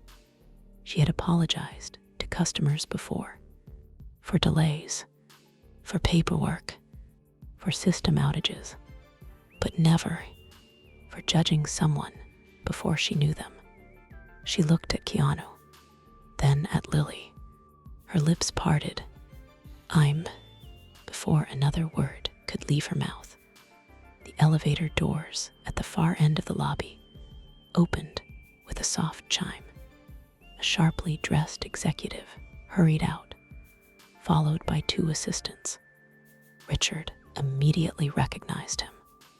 His expression changed, because the man striding across the marble floor wasn't just another executive. He was the chief executive officer of Riverton National Bank, and judging by the look on his face, he already knew something had gone terribly wrong. Sometimes, justice doesn't arrive with sirens. It doesn't announce itself. It doesn't ask permission to enter the room. It simply walks through the front door, and suddenly, everyone wishes they had acted differently 5 minutes earlier. That was exactly what was happening inside Riverton National Bank. The elevator doors slid open. Every employee who happened to glance that way instinctively straightened their posture. A tall man in his early 60s stepped into the lobby with confident, unhurried strides. His silver hair was neatly combed. His navy suit was immaculate. There wasn't a hint of panic in the way he walked, but there was purpose, the kind of purpose that made an entire room pay attention, without him saying a single word. Beside him hurried 2 executive assistants, carrying folders and tablets. A third employee struggled to keep pace while speaking quietly into a headset. The conversations throughout the lobby slowly disappeared. One by one, employees stopped what they were doing. Customers looked up from their phones. Even the tellers behind the counters paused, because everyone recognized him. Charles Whitmore, Chief Executive Officer of Riverton National Bank. People rarely saw him inside individual branches, and when they did, it was never for something ordinary. Richard Hale immediately stepped forward. "Good morning, Mr. Whitmore." Charles acknowledged him with a nod. Richard, his eyes swept across the lobby. One glance, that was all it took. He noticed the crowd gathered near reception. He noticed employees standing awkwardly instead of working. He noticed Victoria. Then, his eyes stopped on Keanu, standing quietly beside his daughter, still holding the same worn envelope. Still waiting. Charles frowned, almost imperceptibly. He turned back toward Richard. "In my office," Richard answered quietly. "We don't have time." Charles studied his face. That sentence alone told him something was wrong. Very wrong. Victoria stepped forward with practiced confidence. "Mr. Whitmore." He looked at her politely. "Victoria, I believe the situation has been resolved." Charles glanced toward Richard. "Has it?" Richard answered carefully. "The check has been verified." Charles nodded once. "Good. And our client?" Richard didn't answer immediately. Instead, he simply looked toward Keanu. Charles followed his gaze. His expression changed. Not dramatically, just enough. Recognition. He immediately crossed the remaining distance toward Keanu. Every step echoed across the marble floor. The lobby became so quiet that people could hear the heels of his polished shoes striking the floor. Lily looked up. "Dad, I think he's coming to us." Keanu smiled gently. "I think you're right." Charles stopped only a few feet away. For just a moment, he looked directly into Keanu's eyes. Then, to the complete surprise of everyone watching, he extended both hands. "Not one, both, Mr. Reeves." His voice carried genuine warmth. "I've been hoping to meet you." Keanu accepted the handshake. "It's nice to meet you too." Charles smiled. "I wish it had been under better circumstances." "So do I." The handshake lasted only a second, but it completely changed the atmosphere inside the lobby. Customers looked at one another in disbelief. The CEO had greeted this quietly dressed father as though he were welcoming an honored guest. Charles looked down at Lily. "You must be Lily." Her eyes widened. "You know my name." He smiled. "I've heard wonderful things about you." She looked at Keanu. "Dad, how does he know me?" Keanu smiled. "I imagine someone told him." Charles chuckled. "More than one person." He crouched slightly so they were eye level. "I also heard you're an expert on birds." Lily grinned. "I know 37. 37. She nodded proudly. "I'm trying to get to 50. Charles laughed. "I think you'll get there." She smiled. "I think so too." Several employees exchanged confused glances. How did the CEO know about birds? About Lily? About any of this? Charles slowly stood again, then turned toward Richard. "Has executive banking prepared the private suite?" Richard nodded. "Everything is ready." "Excellent." Charles looked back at Keanu. "If you don't mind, I'd like to personally escort you upstairs." Keanu glanced toward Lily. "Would that be all right with you?" She whispered, Do they have elevators? Charles smiled. They do. Her face lit up. I've only been in one elevator before. Charles laughed softly. Then today, we'll make it your second. Just as they began walking, Victoria finally found her voice. Mr. Whitmore. Everyone stopped. Charles turned. Yes. Victoria forced a composed smile. There are still a few questions regarding. He interrupted politely. There aren't. She hesitated, but I was only trying to. He raised one hand gently, not angrily, simply enough to signal he wished to speak. I've already reviewed the executive report. His voice remained calm. So have our legal department. So has executive banking. And so has corporate operations. There are no questions remaining about Mr. Reeves. The words echoed through the lobby. Victoria felt every employee looking at her again. Charles took another step toward her, still calm, still respectful, but noticeably more serious. There is, he said quietly, another matter that concerns me. Victoria swallowed. And what's that? Charles looked around the lobby, at the silent employees, the waiting customers, then finally, at Lily, still holding her father's hand. Only then did he return his attention to Victoria. My concern, he said, is how one of our guests came to feel unwelcome before anyone bothered to discover who he was. The silence that followed was heavier than anything anyone had said all morning. Victoria felt every pair of eyes in the lobby settle on her. Not a single person spoke.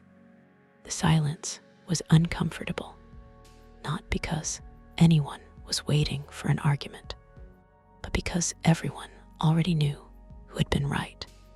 Charles Whitmore wasn't looking for someone to blame.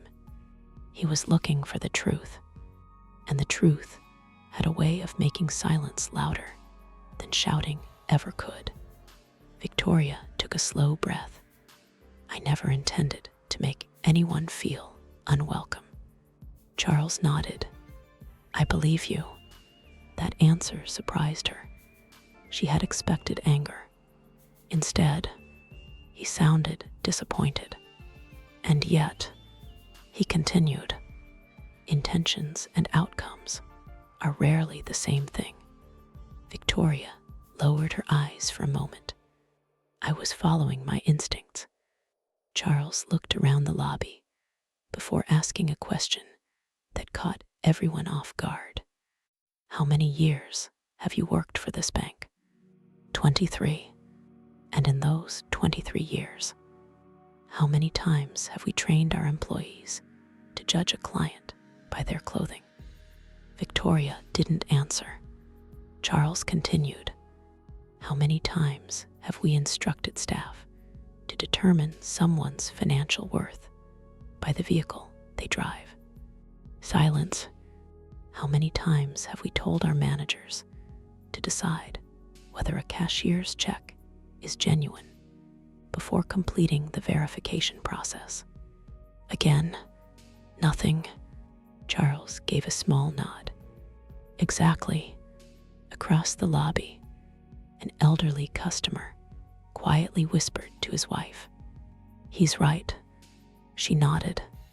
I've banked here for 30 years. I've never once been asked what kind of car I drove.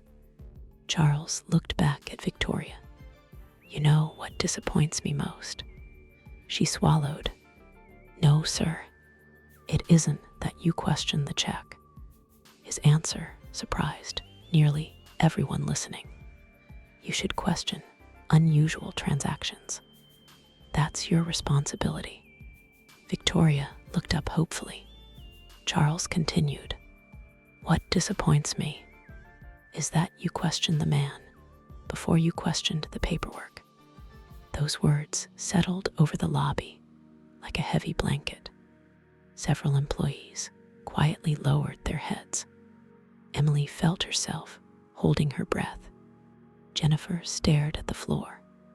Even the security guard nearest the entrance shifted uncomfortably, because every one of them had watched it happen.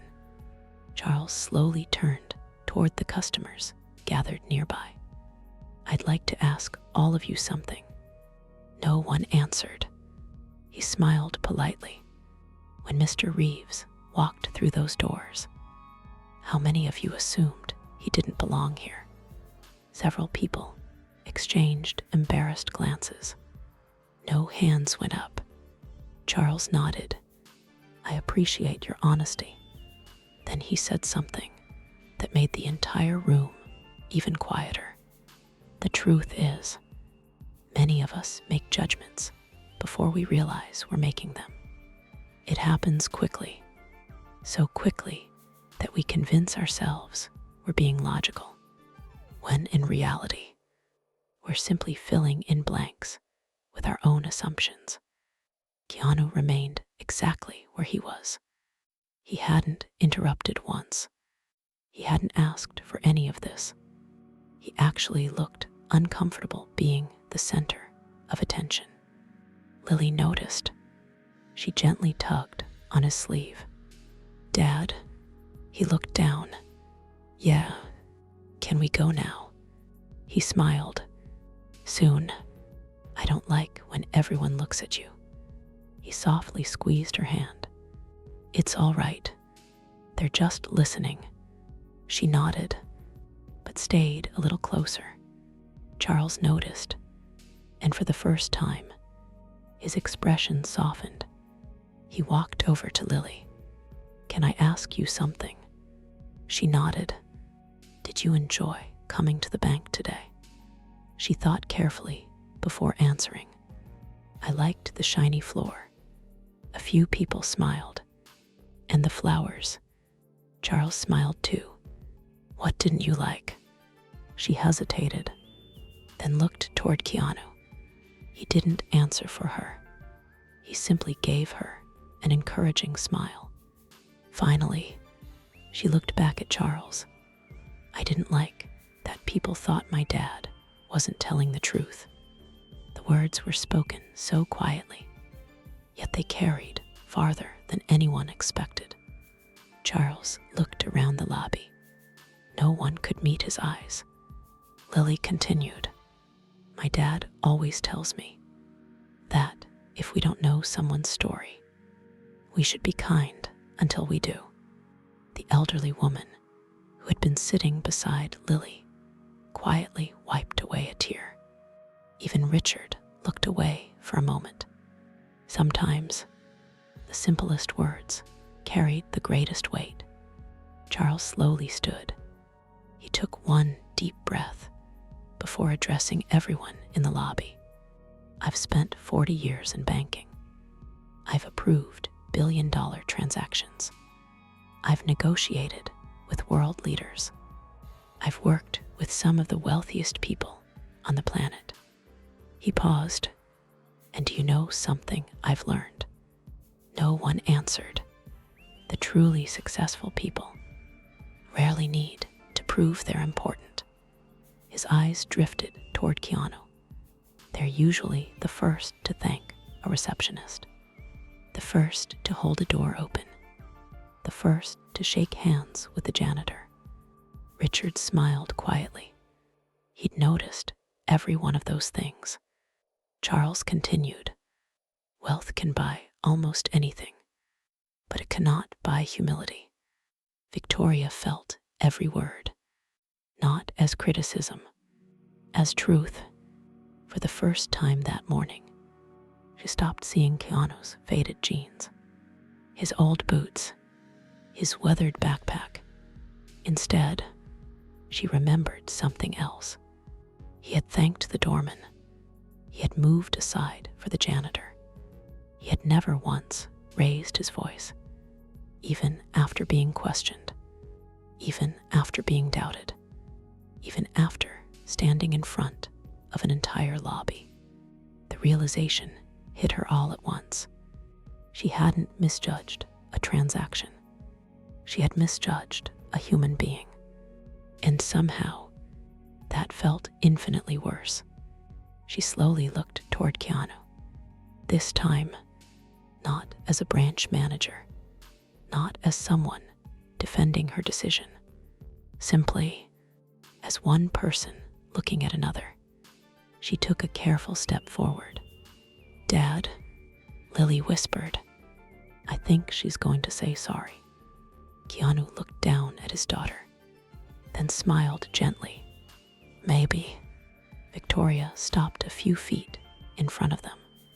She took a slow breath. Her voice was noticeably quieter than it had been all morning. "Mr. Reeves, I owe you."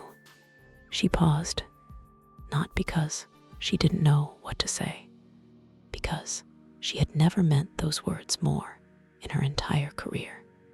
Victoria stopped a few feet in front of Keanu.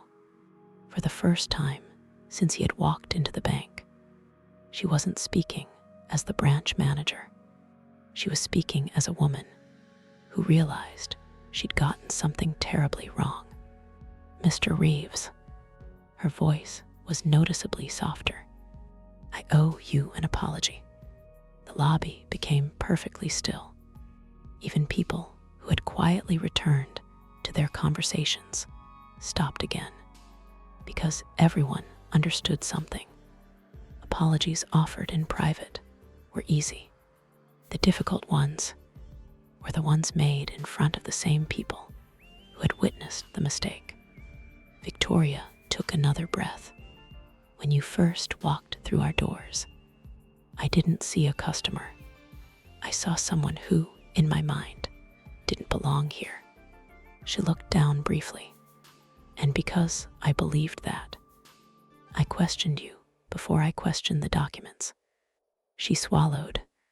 "That was wrong." She looked directly at Lily.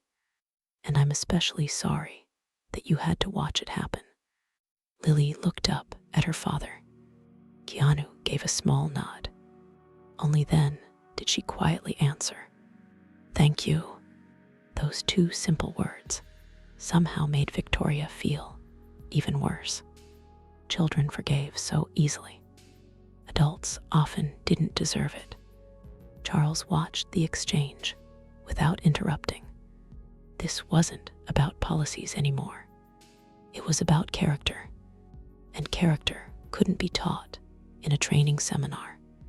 It revealed itself, especially after someone made a mistake. Victoria looked back at Keanu. "I've worked in banking for more than 20 years. I've caught counterfeit checks. I've stopped fraud. I've protected elderly customers from scams." She managed a faint smile. "I became so confident in my judgment that somewhere along the way, I stopped questioning it." Keanu listened quietly. She continued, "Today reminded me that experience isn't the same thing as wisdom." Several employees slowly nodded. Richard folded his arms. He couldn't remember the last time he'd heard someone admit a mistake so honestly. Keanu smiled gently. "I appreciate your apology." Victoria looked relieved. "But," he continued, "may I tell you what hurt the most?" She nodded immediately. "Please." "It wasn't that you questioned the check." She looked surprised. "It wasn't." "No, you had every right to verify it." She frowned. "Then what was it?" Keanu glanced toward Lily. "It was that my daughter started wondering whether people like us." He paused. "We're allowed to walk into places like this." The words landed harder than anything Charles had said. Victoria's eyes slowly moved toward Lily. The little girl wasn't angry. She wasn't crying. She was simply holding her father's hand, waiting to go home. that somehow made it worse. Lily quietly spoke. "Can I ask something?" Victoria smiled gently. "Of course. If my dad wore a suit, would today have been different?" Nobody answered, because nobody could. Not honestly. Victoria felt her throat tighten. She wanted to say no. She wanted to tell Lily that clothes didn't matter. But after everything that had happened, she couldn't lie. Instead, she answered truthfully, "I hope not." She looked down. "But I'm afraid it probably would have been." Lily nodded slowly. "I don't think that's fair." Victoria smiled sadly. "No, it isn't." An elderly man, waiting near the investment offices, quietly removed his hat. He walked over carrying a polished wooden cane. "Excuse me." Everyone turned. He stopped beside Keanu. "I've been listening." Keanu smiled politely. "So have I." The old man chuckled. "My wife says that's because I can't mind my own business." A ripple of laughter moved through the lobby. He extended his hand. "My name's Harold." Keanu shook it warmly. "Keanu." "I know." Harold smiled. "I just wanted to thank you." Keanu looked confused. "For what?" "For showing my grandchildren." He pointed toward two teenagers, standing a few feet behind him. "What real dignity looks like." The teenagers looked slightly embarrassed. Harold continued, "I've spent years telling them that character is measured when people treat you badly, not when they treat you well." He smiled. "This morning, you gave them a better lesson than I ever could." Keanu lowered his eyes for a moment. "Thank you." Charles glanced at his watch, then toward Richard. "Has the executive suite been prepared?" Richard nodded. "Everything's ready. The documents already waiting upstairs. The refreshments, yes, Lily's hot chocolate." Richard smiled. They remembered. Lily's ears immediately perked up. "You have hot chocolate." Charles laughed. "I've been told it's the best in the building." She looked at Keanu. "Dad, I think I like this bank again." The entire lobby laughed. Even Victoria, the tension that had gripped the room all morning, finally began to melt away. Charles stepped toward Keanu once more. "Mr. Reeves, I'd still like to personally escort you upstairs." Keanu nodded. "We'd be happy to." Charles smiled as Richard moved toward the private elevator. A young assistant in a navy suit hurried across the lobby.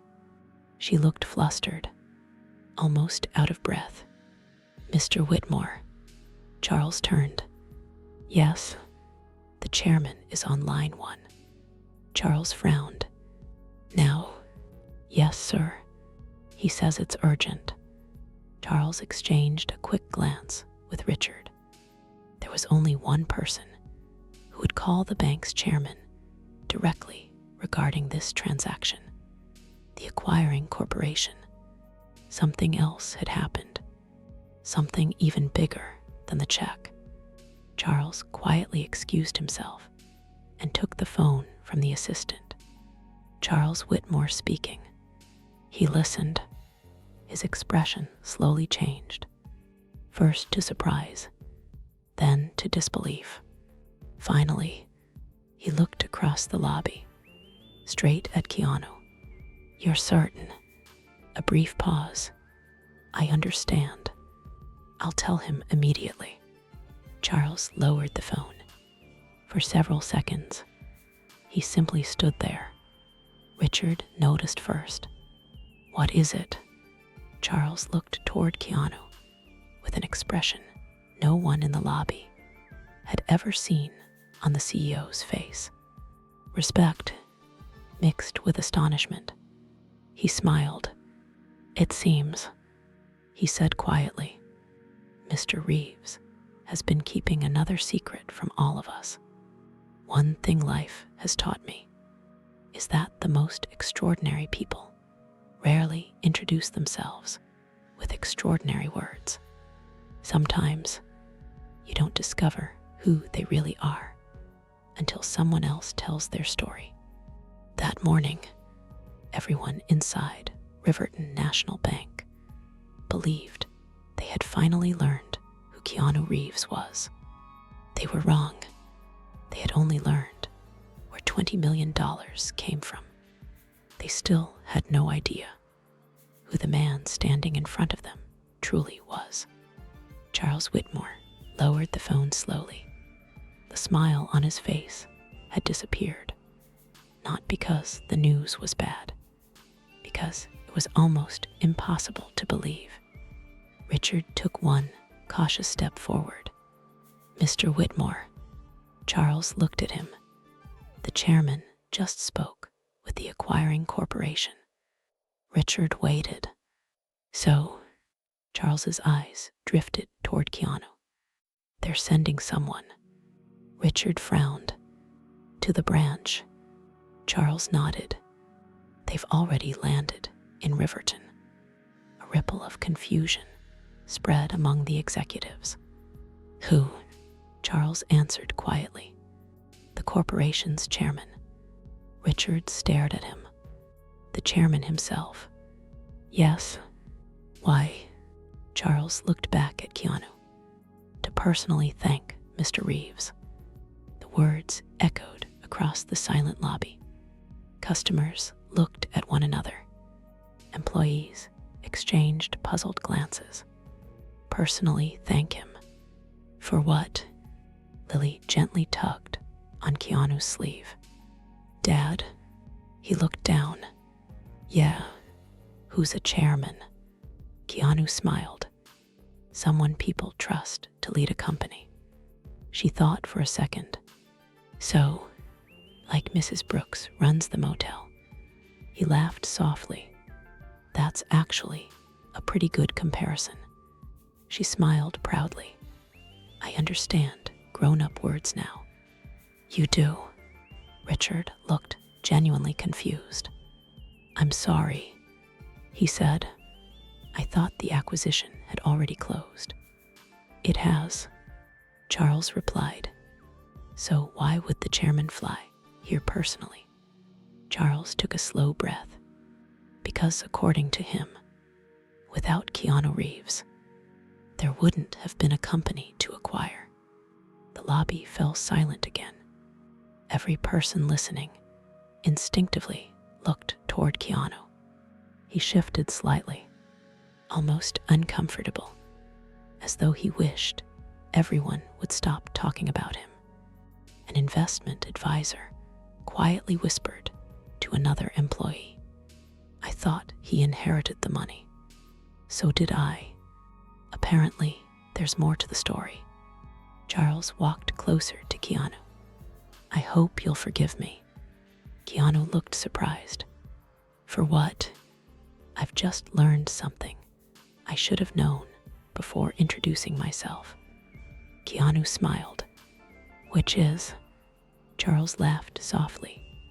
"That you're much harder to impress than the executives I've spent my career working with." Several people smiled. Keanu shrugged modestly. "I've never understood why money should change how people shake hands." Charles nodded. "Neither did the man who just called me." Richard folded his arms thoughtfully. "Mr. Reeves, if you don't mind me asking." Keanu smiled. "Go ahead." When Carter Dynamics was just starting, what exactly did you do? Keanu looked toward Lily. She had already opened her bird journal again, completely uninterested in corporate history. He smiled. "Mostly, I listened." Richard looked confused. "Listened?" My friend Michael had more ideas than anyone I've ever met. He could spend 6 straight hours talking about engines, energy systems, manufacturing, and things most people would have fallen asleep listening to. A few people laughed quietly. Keanu continued. He didn't need someone to tell him his ideas were brilliant. He needed someone willing to sit there until 2 in the morning while he figured them out. Richard smiled. So you encouraged him. I believed in him. Charles quietly added. Sometimes that's the most valuable investment anyone can make. Keanu nodded. I think Michael would have agreed. A young teller who had been with the bank less than a year suddenly spoke. Excuse me. Everyone looked toward her. She blushed immediately. I'm sorry. I shouldn't interrupt. Charles smiled kindly. Go ahead. She looked at Keanu. Did you really become a millionaire? Just because you believed in your friend? Several customers smiled at the innocent question. Keanu thought carefully before answering. No, I became wealthy because my friend kept his word. He looked toward the ceiling for a brief moment. And because I kept mine. The young teller slowly nodded. I like that answer. Charles reached into the inside pocket of his jacket. He removed a slim leather folder. I was going to wait until we reached the executive suite. He looked at Keanu. But I think everyone here deserves to understand why today matters. Richard looked surprised. Sir, Charles opened the folder. Inside was a framed newspaper clipping, yellowed with age. The paper was nearly 12 years old. Across the front page, a headline read, Local engineer dies before seeing his dream become reality. Beneath the headline, a photograph showed 2 younger men standing beside a half-built machine inside a small warehouse. One was Michael Carter. The other was Keanu, much younger, a little thinner, but unmistakably him. The lobby became completely silent. Charles held the article carefully. This photograph has been hanging in Carter Dynamics headquarters since the company opened. He looked around the room. Do you know why? No one answered. The chairman told me this morning. He turned the article so everyone could see it. Michael Carter refused to let this picture come down because every visitor who asked about the second man heard the same answer. Charles smiled. That's the man who believed in me before anyone else did. Several employees quietly looked toward Keanu again, not with curiosity anymore, with admiration. Lily walked over and looked at the newspaper clipping. She pointed at the younger version of Keanu. Dad, he smiled. Yeah, you had hair. The entire lobby burst into laughter. Even Charles couldn't stop laughing. Keanu looked at the photograph again, then rubbed the top of his head. I miss it sometimes. Lily giggled. I don't. I like you shiny. The laughter spread through the bank once more. For the first time that morning, the marble lobby no longer felt cold. It felt human. And yet, none of them knew that another black SUV had just turned into the bank's entrance. Inside sat the chairman of one of the largest engineering corporations in the world. He wasn't coming to discuss paperwork. He wasn't coming to discuss money. He was coming to keep a promise he'd made to a dying friend. Some promises are written on paper. Others are written into the lives of the people who keep them.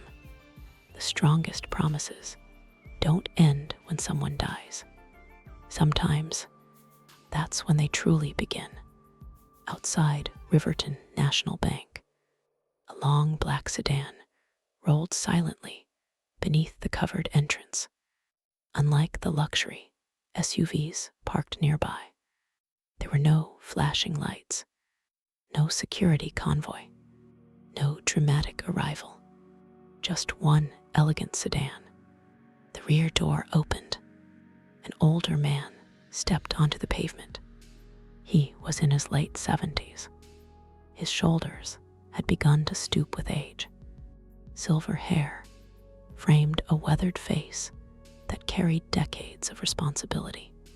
In one hand, he held a polished walnut cane. In the other, a small leather folder. The doorman immediately recognized him. His eyes widened. "Good morning, Mr. Aldridge." The elderly man smiled kindly. "Good morning. Would you like me to notify the CEO?" "No." He glanced toward the towering glass entrance. "I've made someone wait long enough." Then he quietly walked inside. The conversations in the lobby continued. Nobody noticed him at first. Charles was still holding the newspaper clipping. Lily was asking whether her father had ever worn funny hairstyles. Richard had just begun explaining how executive banking worked. For a brief moment, everything felt surprisingly normal. Then the receptionist nearest the entrance looked up. Her eyes widened. Oh, within seconds, another employee noticed. Then another. A whisper spread through the front desks.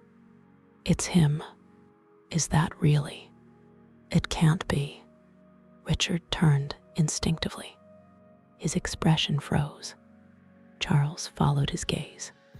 For the first time that morning, even the CEO looked genuinely surprised.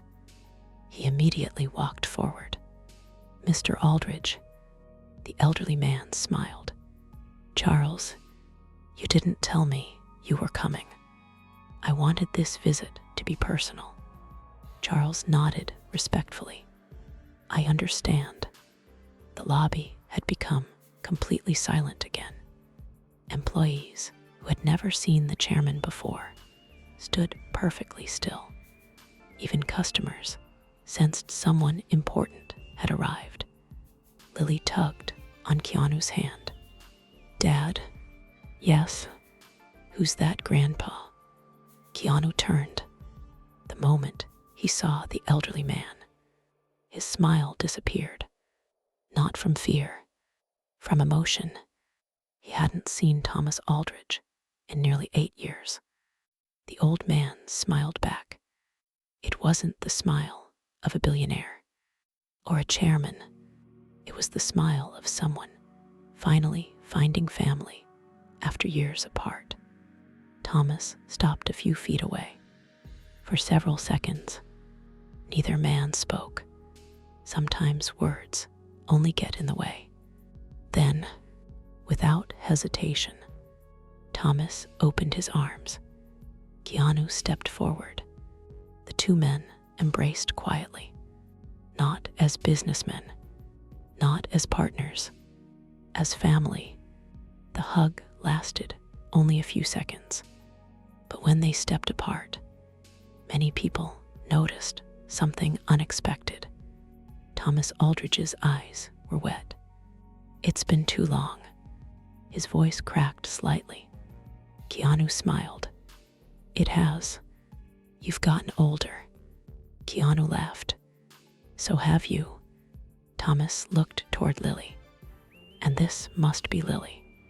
She smiled politely. "Hi." He knelt carefully despite his age.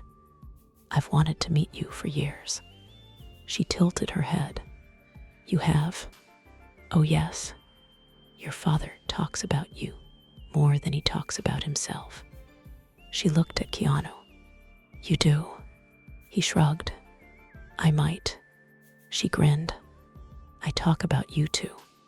Thomas stood again. He looked around the lobby. His smile slowly faded.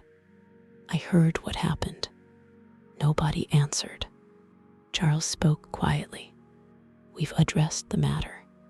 Thomas nodded once. I know. His eyes settled briefly on Victoria. Not with anger, simply sadness. Victoria lowered her gaze immediately. Thomas turned back toward Keanu. I owe you something. Keanu frowned slightly. You don't owe me anything. I do. No, you've already done more than enough. Thomas smiled sadly. You still haven't changed. Keanu laughed softly. I've been told that. Thomas held up the leather folder. I've carried this with me for almost 12 years. Keanu looked puzzled. What is it? A letter. Silence filled the room. Thomas continued. Michael gave it to me. Keanu's smile slowly disappeared. He told me that if anything ever happened to him, I was to give it to you. Richard blinked. Charles looked surprised. Even Lily sensed something important was happening. Keanu stared at the folder. You've had it all this time. Thomas nodded. I promised him I wouldn't deliver it until the day you finally accepted your share of the company. Keanu looked confused. Why? Thomas smiled gently. Because Michael knew you. He knew if I tried giving it to you earlier, you would have refused everything. Several people quietly smiled. That sounded exactly like the man they'd spent the morning meeting. Thomas carefully opened the folder. Inside rested a single envelope, cream-colored. Its edges had yellowed with time. Across the front, written in neat blue ink, were just 3 words. For Keanu. Keanu didn't move. He simply stared at the handwriting. He recognized it immediately. Michael's, the same handwriting that had filled notebooks, business plans, napkins covered in sketches, birthday cards, Christmas notes. For one brief second, it felt as though his old friend had stepped back into the room. Lily looked up. Dad? His voice was barely above a whisper. Yeah, is that from your friend? He nodded slowly. The best one I ever had. She slipped her small hand into his, without saying another word. Sometimes, children know exactly when silence is the greatest kindness. Thomas gently held out the envelope. I think, he said quietly, it's finally time. Keanu reached toward it, but just before his fingers touched the envelope, he stopped, closed his eyes, and took one slow, steady breath. Because after 12 years, opening that letter meant saying goodbye. One last time. There are moments in life when a single piece of paper weighs more than a mountain, not because of what it's made of, but because of the memories folded inside it. As Keanu stared at the cream-colored envelope, the bustling bank disappeared. The marble floors, the whispered conversations, the executives, the customers, even the millions of dollars waiting upstairs. For a few quiet seconds, there was only one thing in front of him. His best friend's handwriting. His fingers hovered over the envelope. They stopped just short of touching it. 12 years, 12 birthdays, 12 Christmas mornings, 12 anniversaries of losing someone who had once felt more like a brother than a friend. And now, somehow, Michael had found one last way to speak to him. Keanu smiled sadly. You always did have terrible timing. Thomas chuckled softly. So he told you to wait 12 years. No. Keanu's smile widened slightly. He just had a habit of showing up in my life exactly when I thought I'd finally learned how to live without him. Lily looked from the envelope to her father, then back again. She had never seen him like this. Her father was usually calm, steady, the person everyone else leaned on. Today, he looked like someone remembering how to be a little brother again. She quietly wrapped both of her hands around one of his. No words, just warmth. Keanu looked down and smiled. Thanks. She nodded. I know. Thomas gently placed the envelope into Keanu's hand. I never opened it. Keanu looked surprised. Not even once. Thomas shook his head. I gave Michael my word. He smiled, and I learned a long time ago that promises become easier to keep when they're made to good men. Keanu looked at the familiar handwriting once more, then carefully broke the seal. The paper inside crackled softly. Age had made it delicate. He unfolded it with the same care someone might use when holding an old family photograph. The room remained completely silent. Nobody moved. Nobody interrupted. Even customers who had appointments waiting upstairs stayed exactly where they were. Some moments belonged to strangers too, not because they knew the people involved, but because they recognized something profoundly human unfolding before them. Keanu began reading silently. His eyes moved across the page, then stopped. A smile appeared, a real one, small, tender, almost amused. Lily noticed. What did he say? Keanu laughed quietly through his nose. The first line. She nodded eagerly. He wrote. Keanu paused, already smiling wider. If you're crying already, stop it. You're embarrassing both of us. The entire lobby burst into gentle laughter. Even Thomas laughed. That sounds exactly like him. It does. Keanu shook his head. He couldn't even begin a letter, seriously. He continued reading. The smile slowly softened. His eyes became distant, as though he wasn't standing inside a bank anymore, as though he were back inside that tiny workshop, covered in engine grease, listening to Michael explain another impossible dream. After another minute, Keanu folded the letter halfway. I think. He looked toward Thomas. He meant for this part to be shared. Thomas nodded. If you're willing. Keanu looked around the lobby. Dozens of strangers, employees, customers, executives, all waiting quietly. Then he unfolded the page again. I'll read it. His voice remained calm, steady, almost conversational. Keanu, if you're reading this, then Thomas finally won an argument against you. Another ripple of laughter moved through the room.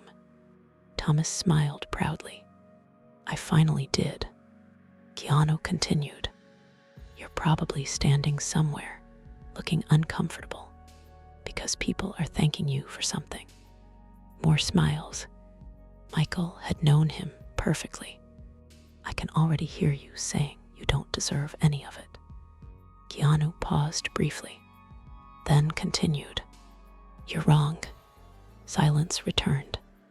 People think businesses are built with money. They're not. They're built with hope. And every time I was ready to quit, you reminded me why I started. Several employees quietly lowered their eyes. Richard folded his arms more tightly. Charles listened without blinking. Keanu read the next lines more slowly. You never wrote a business plan. You never designed an engine. You never asked for recognition. You simply refused to stop believing in me. Thomas discreetly removed his glasses and wiped his eyes. Nobody pretended not to notice. Keanu continued, one day, people will think I made you rich. He smiled sadly. Then read the next sentence. The truth is, you made me brave. Silence, absolute silence. Even the air inside the lobby felt different. Lily looked up. Dad, he looked down. Yeah, were you really that brave? Keanu smiled. No, she frowned. But he said, I wasn't brave. He gently squeezed her shoulder. I was just there. Thomas quietly interrupted. No, son. Keanu looked toward him.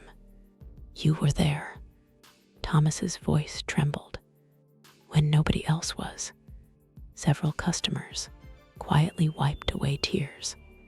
The elderly woman who had spoken with Lily earlier reached for her husband's hand. A young man waiting to apply for a loan discreetly looked away.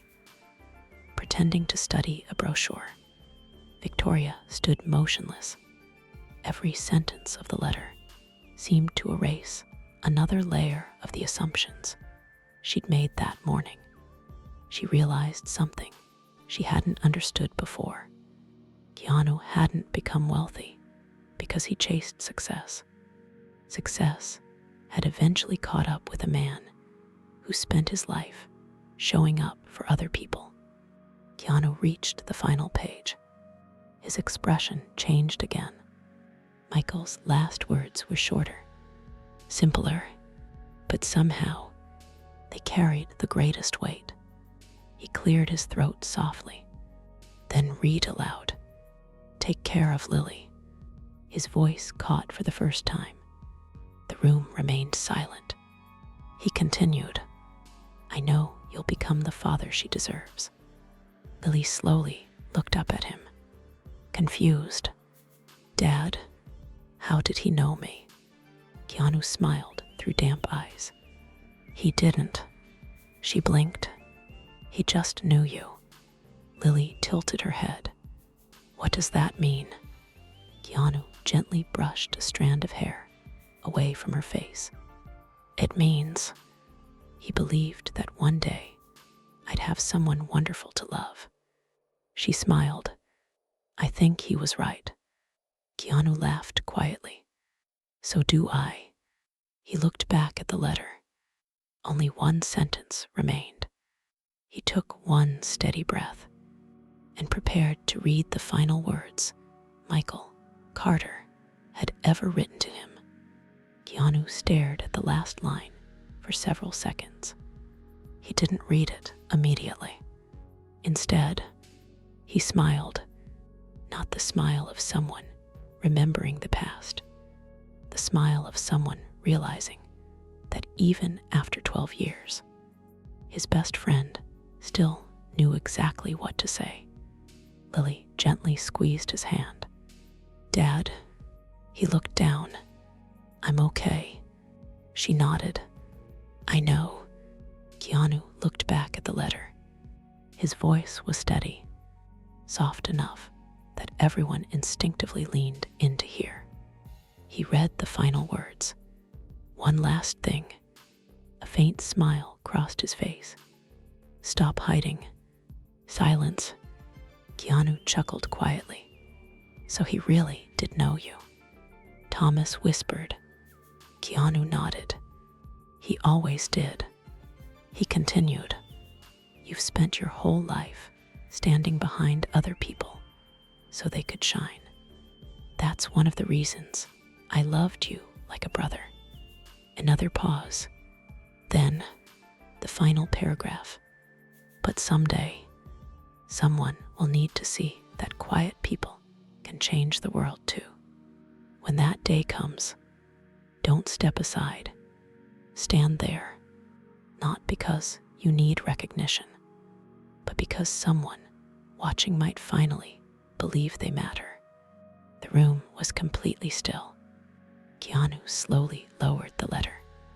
No applause, no whispers, just silence, because some words deserved a moment all to themselves. Thomas finally spoke.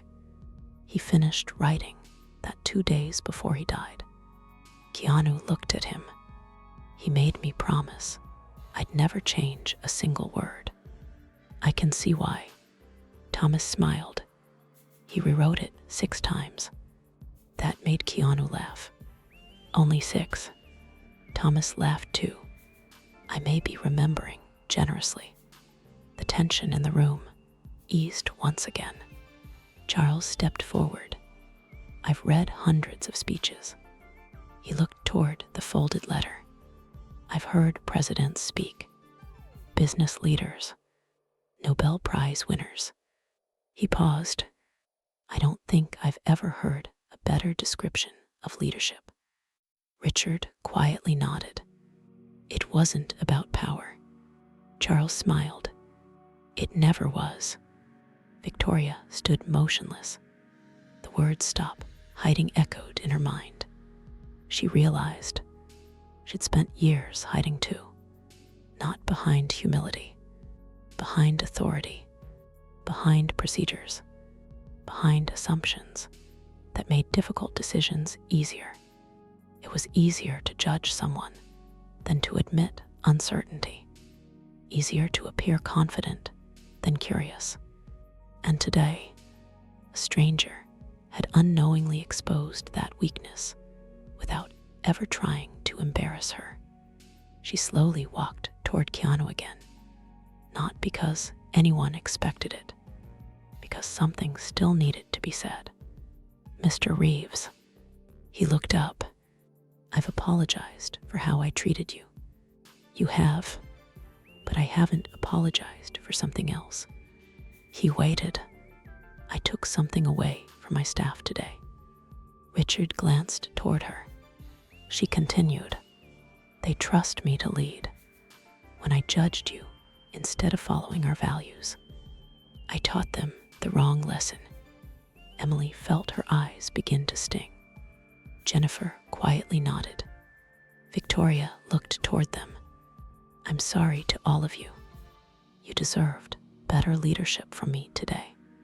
The younger employees exchanged surprised glances. Nobody could remember the last time a senior manager had apologized to the entire branch. Emily finally spoke. Her voice trembled slightly. I should have spoken up. Victoria immediately shook her head. No, I should have listened. Emily smiled through tears. Thank you. It wasn't dramatic. It wasn't loud. But in that simple exchange, the atmosphere inside the branch changed. People no longer felt divided into managers and employees. For a brief moment, they simply felt like people trying to become better than they had been that morning. Harold, the elderly customer with the cane, chuckled. I've been banking for almost 50 years. Several people looked toward him.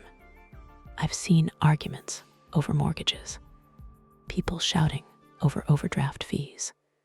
I once watched 2 brothers nearly come to blows over a safety deposit box. A few customers laughed, but I've never seen a bank make people leave with better hearts than when they walked in. He smiled warmly. That's a first. Lily looked around the lobby. So, she asked innocently, are we all friends now? Laughter filled the room. Charles smiled. I certainly hope so. She thought for a second. Good, because being angry looks exhausting. Even Victoria laughed at that. So does being wrong. Lily nodded seriously. My dad says everybody gets things wrong. Keanu smiled. I do. She continued. The important part is what happens after. Charles looked at Keanu. Did you teach her that? Keanu shrugged. I try. Thomas smiled. I think she's been teaching all of us today. One of Charles's assistants quietly approached. Sir, Charles turned. Yes, the executive suite is ready. The legal documents have been reviewed. The funds are available whenever Mr. Reeves is ready. Charles nodded. Thank you. Then he looked back at Keanu. I know this has already been a very long morning. Keanu smiled. It has. But before we finish the banking side of today, Charles glanced around the lobby. I'd like everyone here to witness something. Richard looked curious. So would I. Charles addressed the room. Most people believe today's story is about a $20 million check. He slowly shook his head. It isn't. He looked directly at Keanu. It's about a promise that survived 12 years. Then at Lily, a father who showed his daughter that dignity doesn't disappear just because someone else refuses to see it. Finally, he looked at every employee in the branch, and a reminder that the true value of a person is never found in a bank account. He smiled warmly. Now, he said, let's finish what Mr. Reeves actually came here to do. As Charles motioned toward the private elevator, its polished doors slid open with a quiet chime.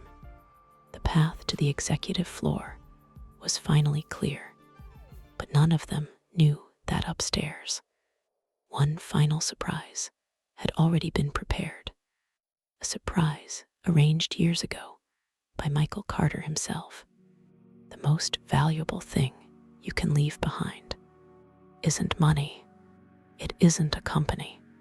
It isn't even a legacy with your name carved into a building. It's the quiet difference you make in another person's life.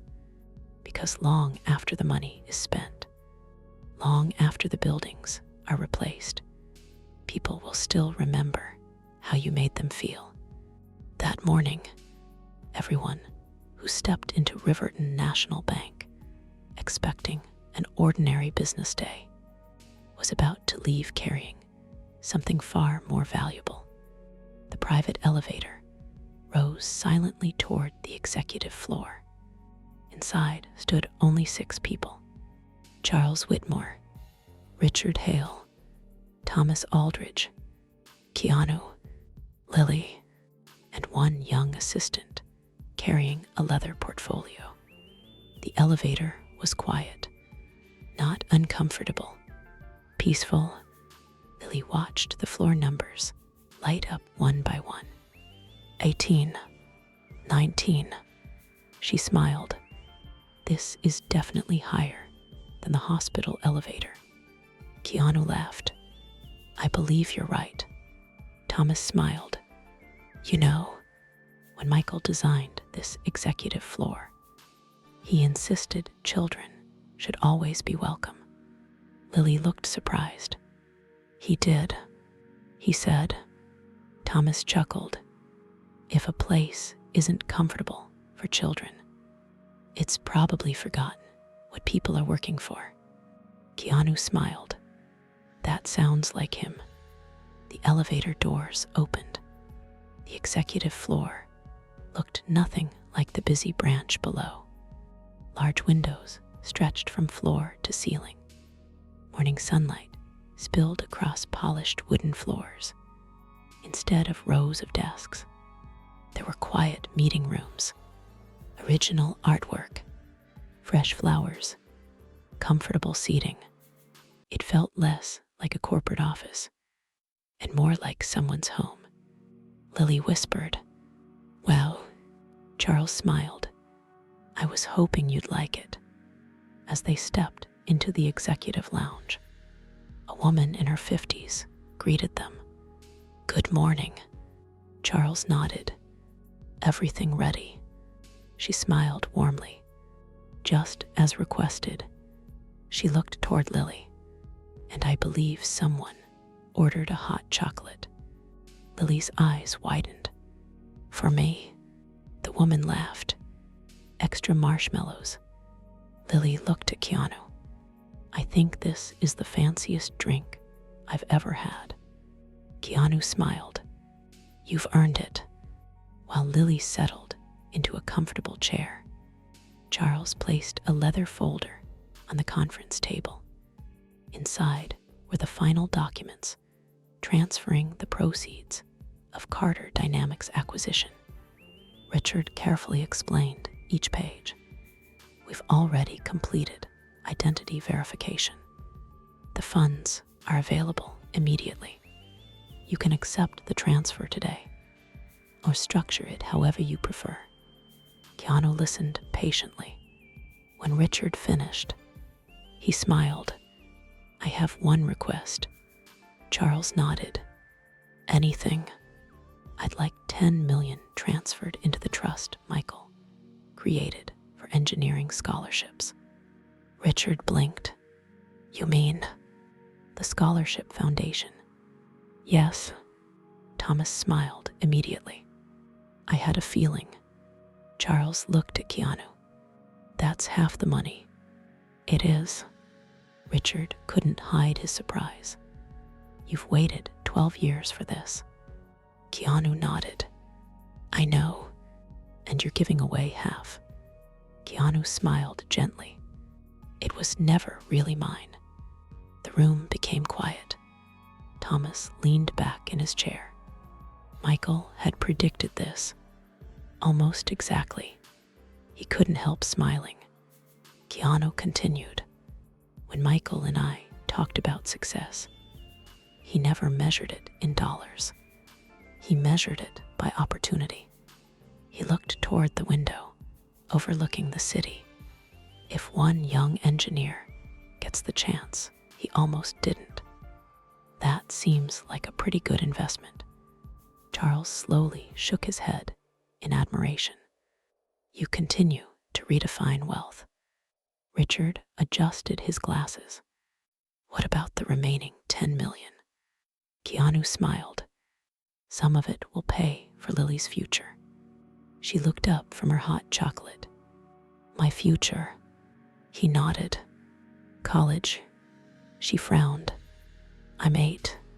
I know. I haven't even decided if I like homework."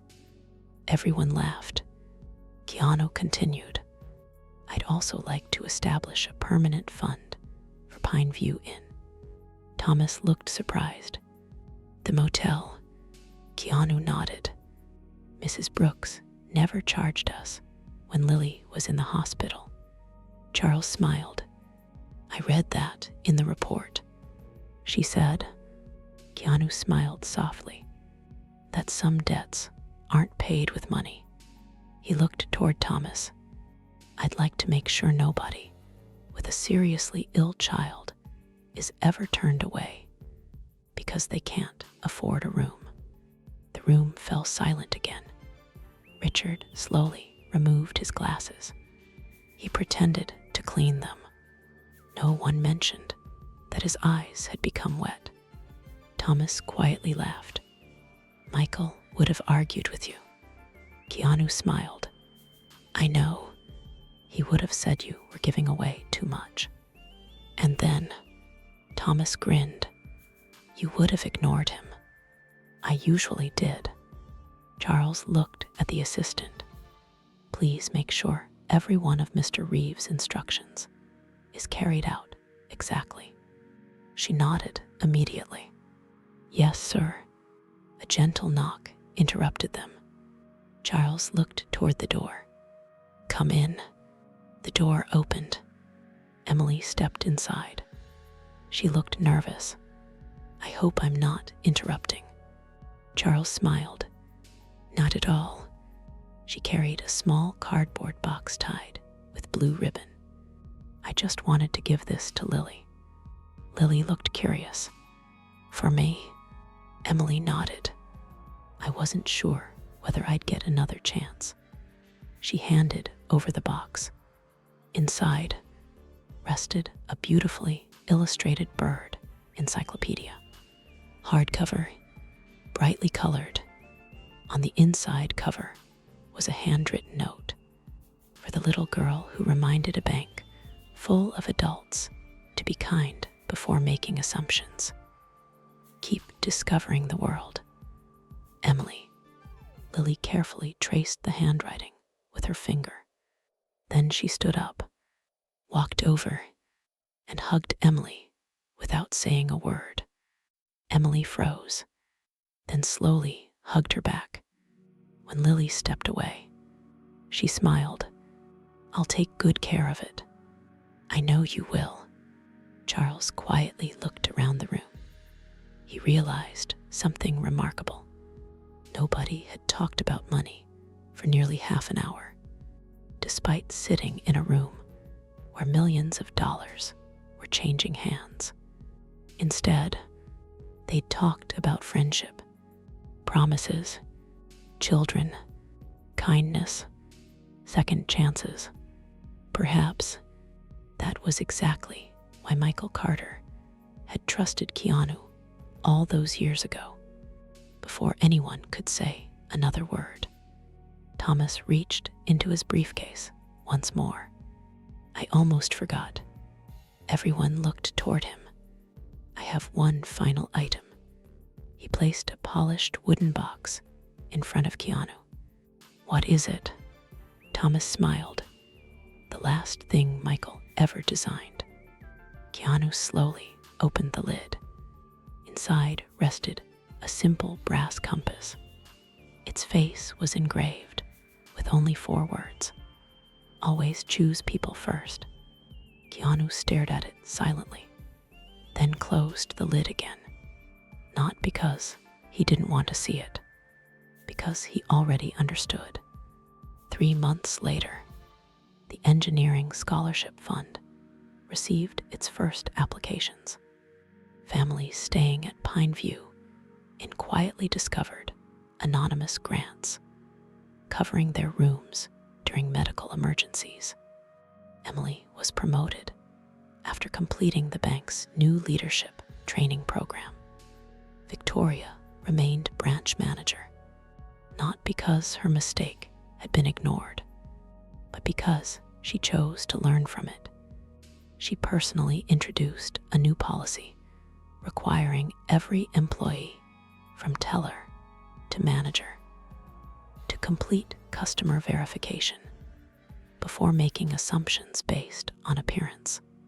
She often began training sessions with the same sentence: the most expensive mistake I ever made cost me nothing, but taught me everything. The policy eventually spread to every Riverton National Bank branch in the country. One warm Saturday afternoon, Keanu and Lily returned to the bank, not to cash a check, not to sign paperwork, just to say hello. The security guard greeted Lily by name. Emily asked how many birds she could identify now. 53, Lily announced proudly. Charles happened to be visiting that day. So, he asked with a smile, have you decided about college yet?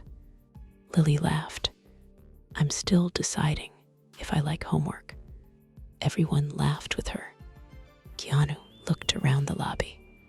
It was the same marble floor, the same counters, the same doors, but it no longer felt like the place where his daughter had questioned whether they belonged. Now, it felt like a place that had remembered what it was supposed to be. As they walked toward the exit, Lily slipped her hand into his. Dad, yeah, I'm glad we came here. He smiled. So am I. She looked up at him. You know what? What? I think Michael would have liked this ending. Keanu looked toward the afternoon sunlight spilling through the glass doors, then smiled the same quiet smile his friend had always believed in. I think, he said softly, he would have called it a beginning.